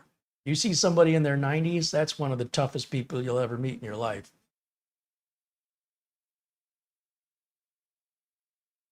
Patrick Rousseau says the only thing Uncle Carey could say to a 29-year-old is, can you please help me cross the street? Or can you please read this to me? Yeah, truth hurts.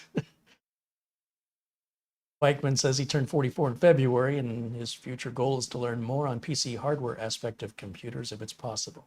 Anything's possible if you make it so. Joseph Hawkins said he's 74 last time he checked. How often do you check?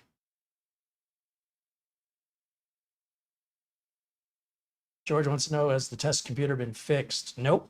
I'm still waiting for recommendations for people to check some things that nobody has recommended yet. So we're going to let that stew a little while longer. Well, I have other projects to do anyway, but we'll revisit it. And then I will enlighten you on what I'm looking for, unless somebody provides that. Either way, I'll let you know. And then with that information, you'll see what suggestions people have. So yeah, see how long it takes.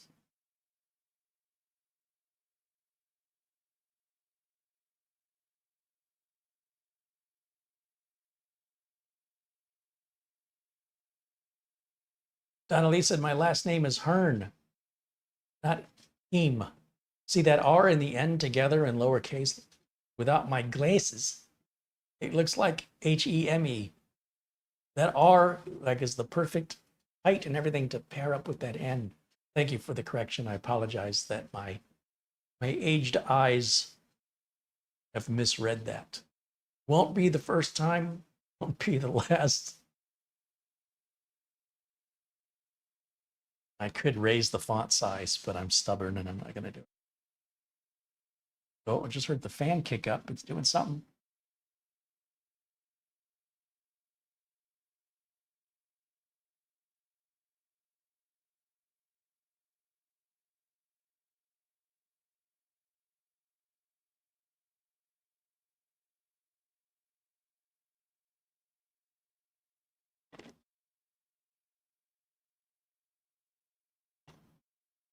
Martin wants to know, how do I want to get suggestions? I want all the suggestions to be left in the comments of the video so that the community benefits in the discussion. I won't talk to anybody privately about that repair. This is a community classroom project. So nothing will be done to that computer off camera and no discussions will take place privately.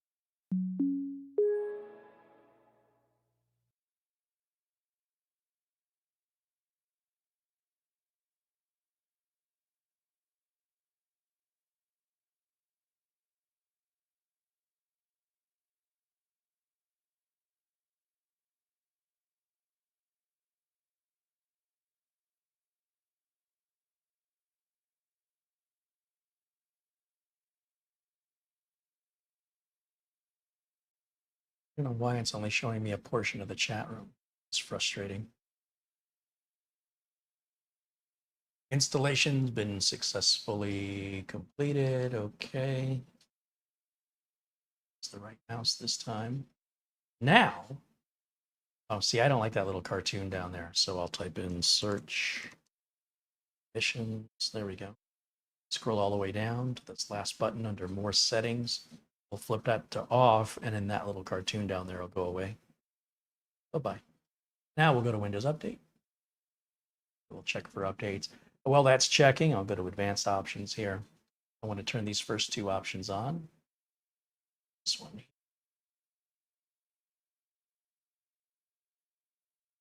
It's optional up something to it. And we'll grab those. Okay, so when all this is done and we're all fully updated, at that point, the system would be ready to be put into a case. So I need to talk to Beth. It sounds like she's going to dig this motherboard in configuration, which is good. I'm thinking an NZXT, since she liked the smaller size of the Johnsbro, I think the H510, NZXT H510, pretty close. A little bit bigger, but pretty close. And I think it's built better. And it's very easy to work in. And then it's just a matter of what size power supply. So I need to talk to Beth about, if she has any intention of adding a video card. If so, best to put a higher end power supply in now. If she intends on just kind of keeping it the way I build it, probably a 500 watt power supply is all she's going to need. Whether or not she prefers it to be modular or not, I would say if we're going to go with the NZXT H510, it's got that power supply shroud and we can hide all the cables under there. So why spend extra money on the modular cables that could cost? We can put a relatively inexpensive, I don't know, what do I have here? I think I have an NZXT. Yeah, I have a couple of NZXT 650 watts and I think 550. So we could put the bigger of them in there just because. But I have to just double check and make sure that that'll be enough power for.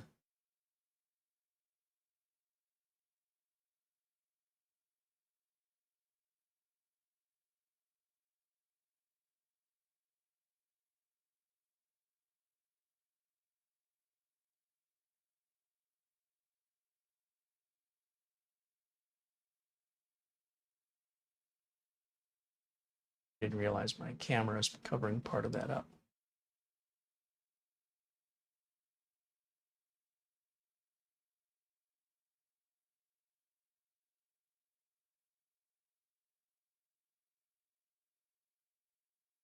Diesel Doctor says, Carey and chat, where can you get a front I/O panel and front and rear fans for a 200R case?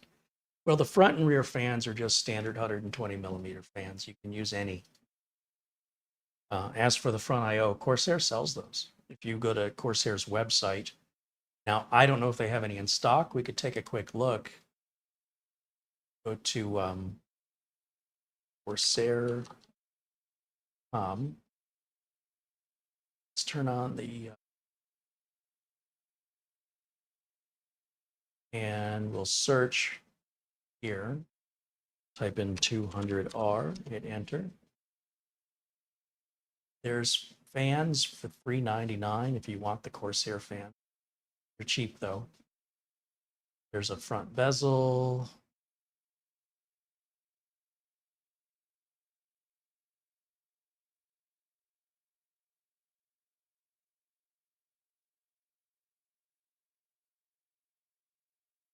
Page. Oops.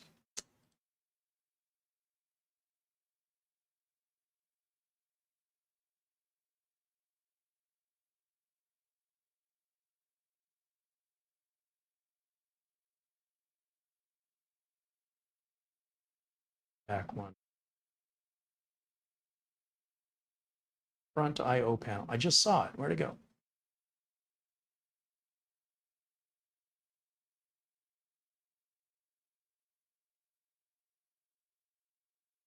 How did that happen? You were on.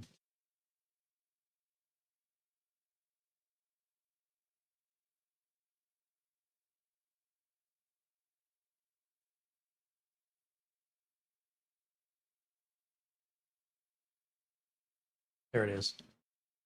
Corsair Series 200R front I/O panel. Apparently out of stock. So you could look at eBay. or even look to find a used 200R case and strip the I/O panel from it. You could notify me when it's in, click the button to notify you when it's in stock, if it's ever coming in stock again.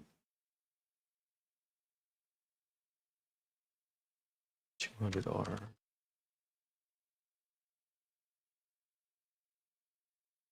There's the case.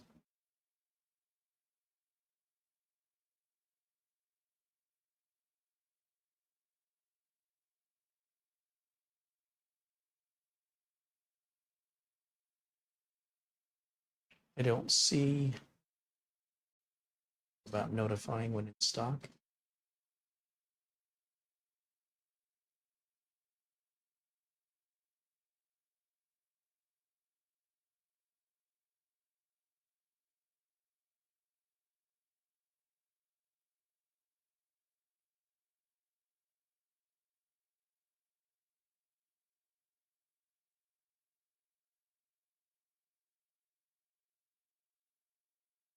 All right.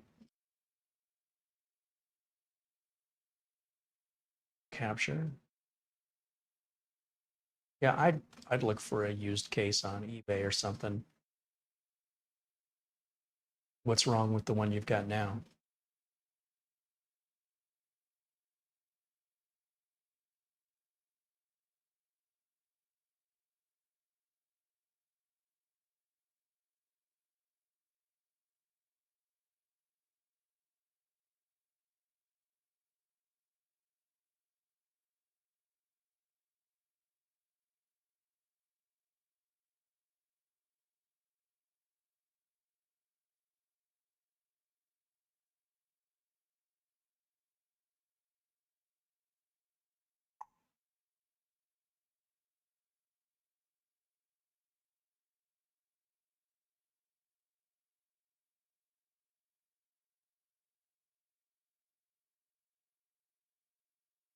Well, the screen's allowing me to go further back in chat than the tablet is.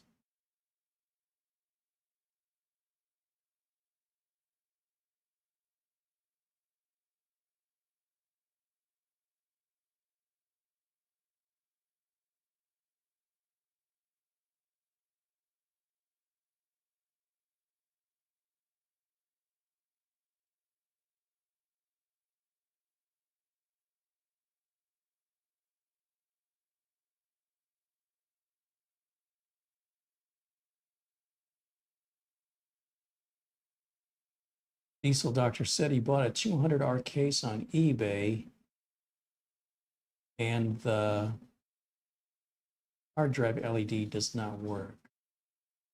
Are you sure you just didn't plug the hard drive LED in backwards or in the wrong set of pins? LEDs don't normally go bad. Have you tried, for example, taking the power LED and plugging it into the hard drive LED space? Take the hard drive LED and plug it into the power LED and see if the hard drive LED lights up. Be sure that the positive side of the connector is at the edge of the front port header on the motherboard. So if your power LED is lighting up, pay particular attention to where that positive cable is on the power LED and temporarily replace it with your hard drive LED cable and see if your hard drive LED functions as a power LED. If so, then your hard drive LED works fine and you just don't have it hooked up correctly.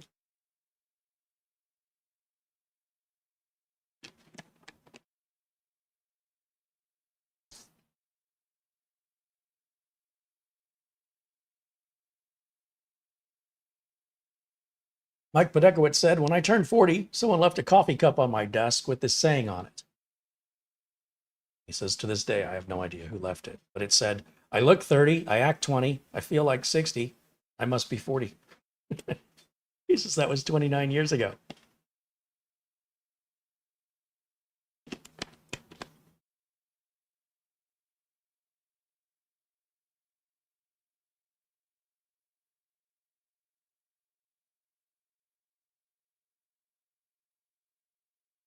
Still installing. Gotta refresh this. I don't know why YouTube Studio falls so far behind in the video playback. It's like 30 minutes behind. It's frustrating. Got over 300 people watching us live around the world. Thanks, you guys, for tuning in. Johnny Weld said there's 2 Corsair 200Rs for sale on eBay.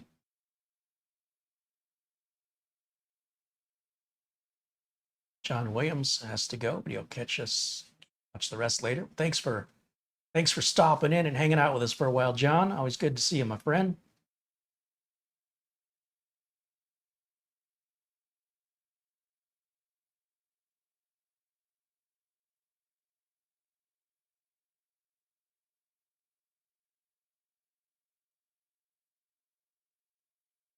Okay, now it wants us to reboot.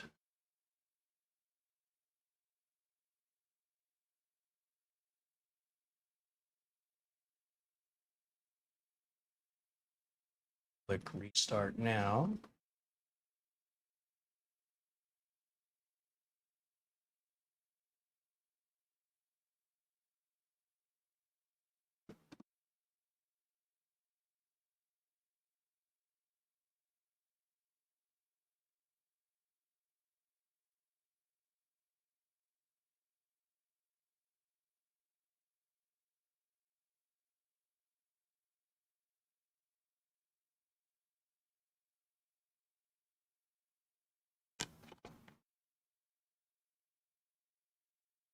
Bothers me the BIOS sees the M.2 as SATA. I don't know why it's doing that. So once we're done with these updates, I'll put on Crystal Disk Market, run the test.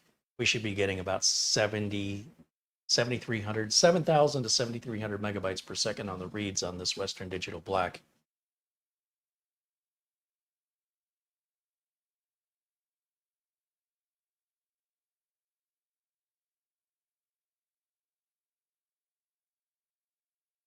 Diesel Doctor says, I checked, Carey. I have to wait till I get some glasses. I can't hardly see at a young 61, but I want you to know, Uncle Carey, that this use case from eBay is my second build. Yeah, I think it's just easiest if you plug the hard drive LED into the power LED header and see if it lights up. And if it doesn't light up, flip it around the other way and plug it in, just in case you got the polarity backwards. The writing should be facing down where it says HDD LED on the connector. That should be facing the bottom of the case. It should go on the bottom row of the pins. And starting at the very first pin of this, there's 2 rows of pins, right? The bottom row, closest to the left edge, the hard drive right, where it says HDD LED on the connector, that faces down towards the bottom of the case. But again, if you just move it up a set of pins to the power LED and see if it lights up, then you'll know if you've just plugged it in incorrectly, which is usually the case. It's very unusual for a hard drive LED to not work unless it's not plugged in correctly. Step over here and take a peek out the window to see if the stray cat is visiting. He showed up early yesterday. He was demanding dinner early. He said, servants, where are my servants? Cats are definitely not dogs, I'll tell you what. Dog would be appreciative. Not so demanding. Bruce Key said, I am 40 with better than perfect vision. Should I expect my 60-year-old eyes to need glasses? Yes. Yeah, it's 40s. Sometime in your 40s, you will typically experience presbyopia. It's, I think, 100% guaranteed if you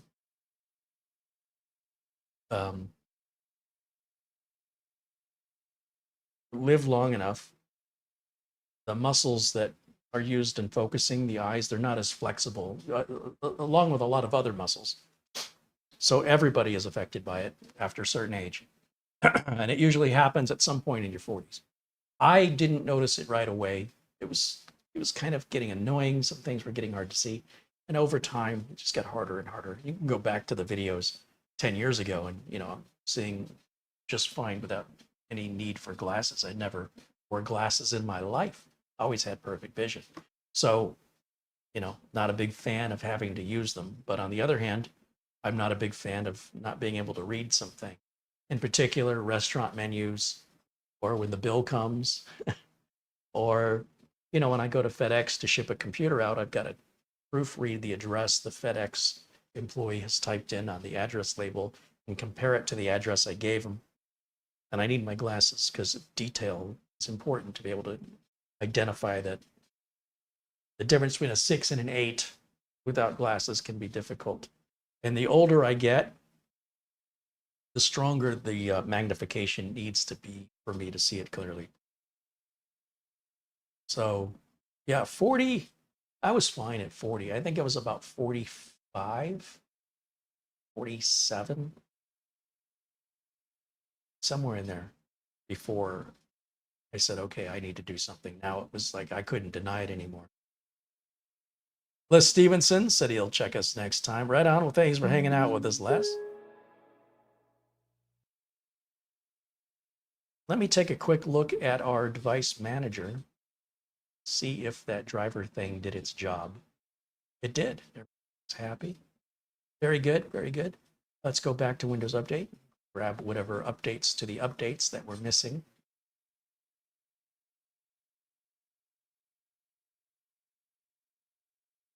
And while that's doing that, right click on this and choose uninstall. Right click on this, choose uninstall. This, choose uninstall. This, uninstall. And I'll right click on this. Can I help you? Check my email. Install. Install.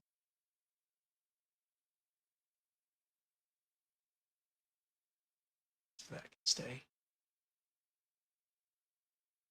That's it. That's the only update we're missing. Okay, checking email. Oh, I got a couple things.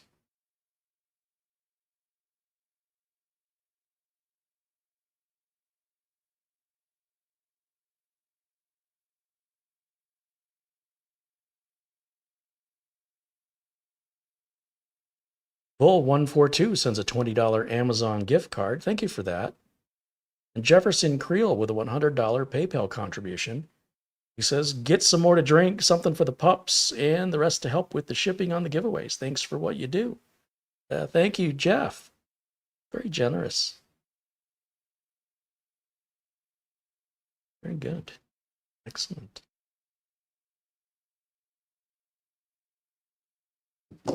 Thanks, guys. Now you can have more than a $7 dinner.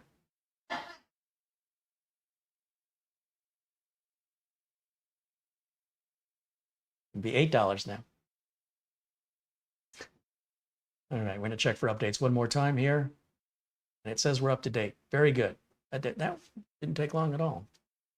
That now, let me grab my utilities flash drive, step around and plug this in. I want to put VLC on here, as I always do. I want to put Uncle Carey's Windows 10 optimizer, even though it's Windows 8. It'll be fine.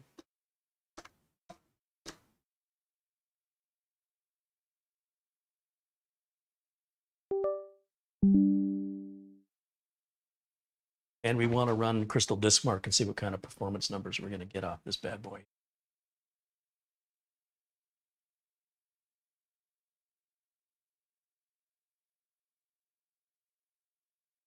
So I'll grab VLC, start installing that.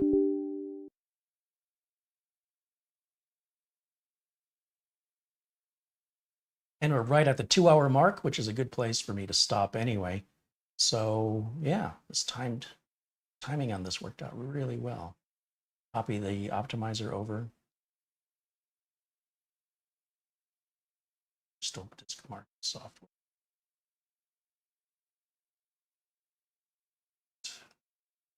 Continue. So we can move it. And optimizer.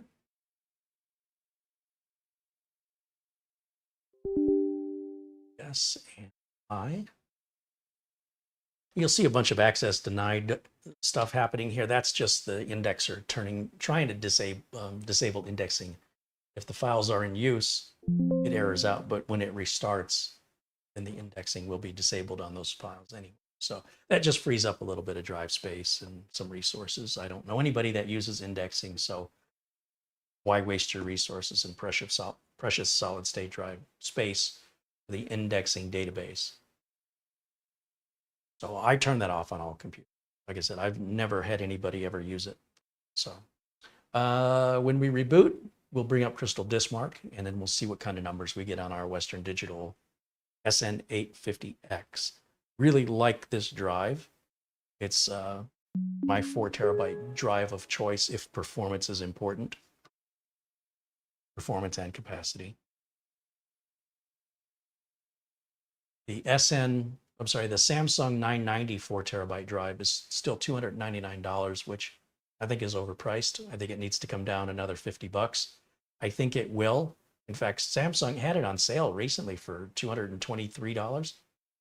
Kind of wish I'd have bought one just to test it, but I'm very happy with these Western Digital. Just run all the tests. See what kind of numbers we get here.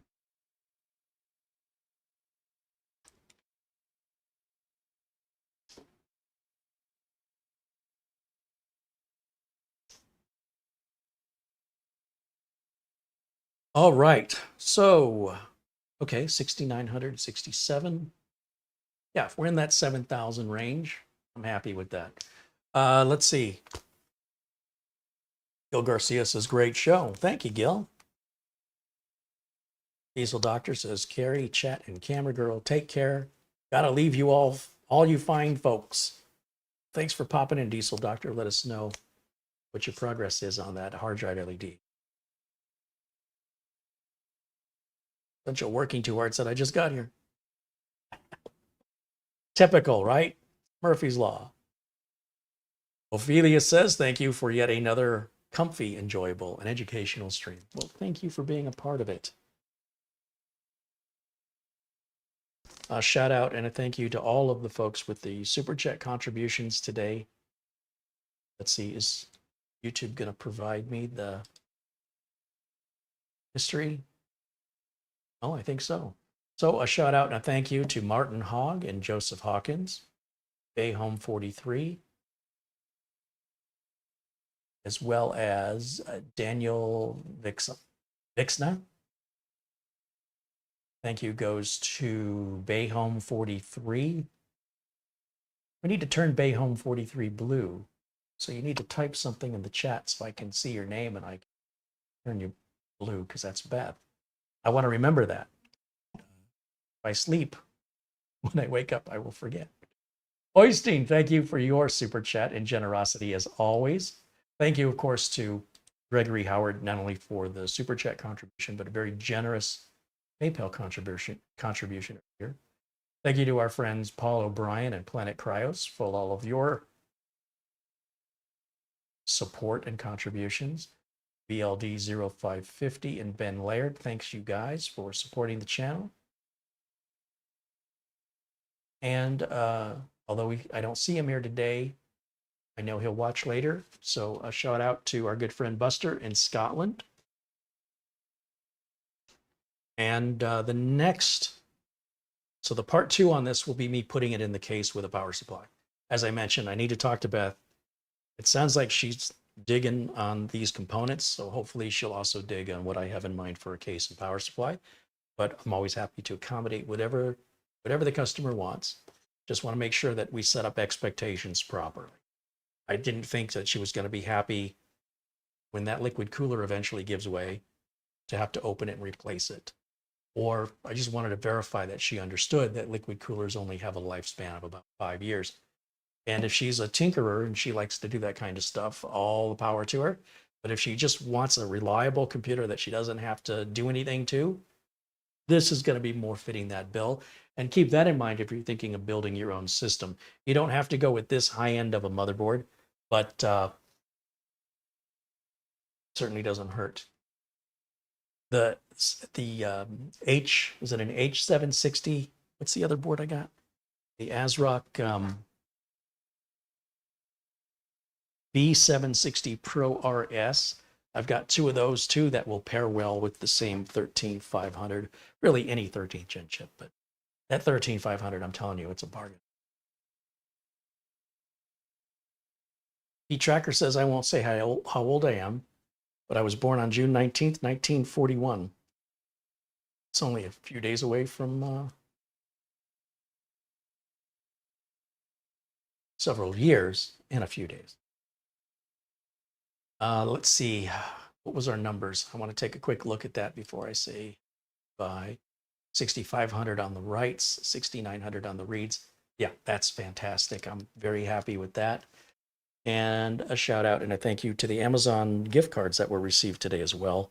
So that means thank you goes to Jefferson Creel, Tony Martin, Alan Lindos, Mark Gaines, and Paul O'Brien. So as I mentioned, I was hoarding my Amazon gift card money because of Amazon Prime Day, and then Amazon Prime Day came and there wasn't much I wanted. So I was kind of disappointed. So I ended up getting those motherboards, those 4 motherboards, and a couple of CPUs, a couple of these 13500s. Price is not budging on these, unlike AMD processors that continually go down in value.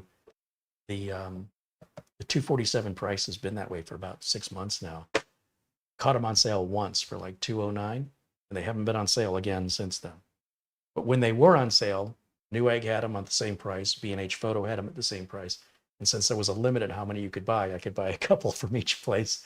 And I used them all. They're all gone. So with those 4 motherboards, I currently have 2 CPUs, and then I've got that one open box CPU without a fan that I bought off Amazon that I showed you. That's like $50 off. And then I'll just get one more. So I'm gonna start collecting the Amazon gift cards again because Black Friday is really not that far away. We're what, 4 weeks away? It's a little scary. A little more than 4 weeks. So I'm hopeful there's going to be a lot more on sale and that the prices will be more aggressive. In particular, I'm keeping my eyes on that Samsung 990 4TB.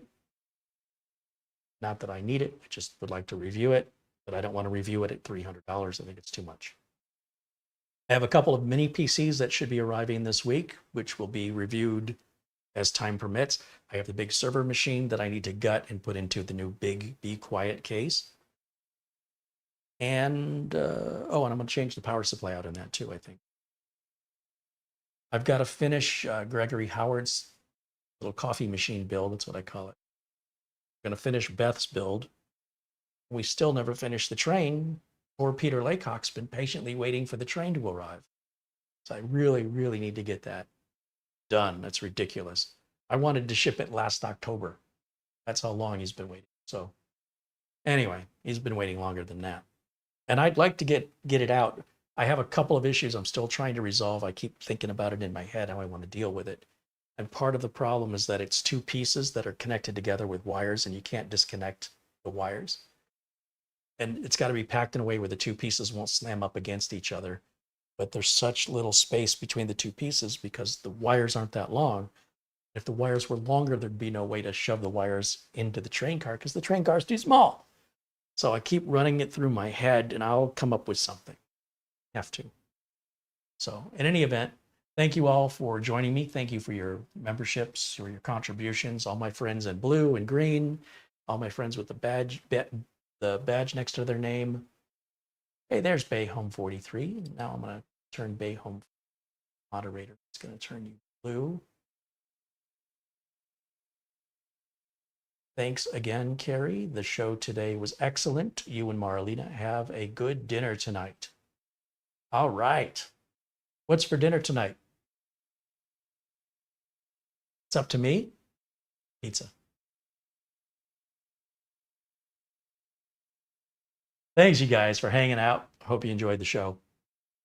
And thank you for supporting the channel and for just being the amazing community that you are. I will see you all again very soon. Jim KJ3N reminds us, check out his latest video on his channel. And a reminder also for Planet Cryos' channel and live Windows training with Doug Betts. 1K Viper has been a member now for 12 months, just renewed support membership. Thanks, you guys. Again, it's keeping me independent. I should be back tomorrow, hopefully with the part 2 to this. I hope you'll join me then. Thank you, camera girl. And also for the thumbnail that she did. And yeah, she set up today's video for me. She did all of the administrative tasks, which is, you got to fill in a bunch of information. It's the same thing over and over again. So it drives me a little crazy. So glad to offload that task to her. And I think that'll be it. Thanks again for watching. I'll see you all very, very soon. And until next time, bye for now.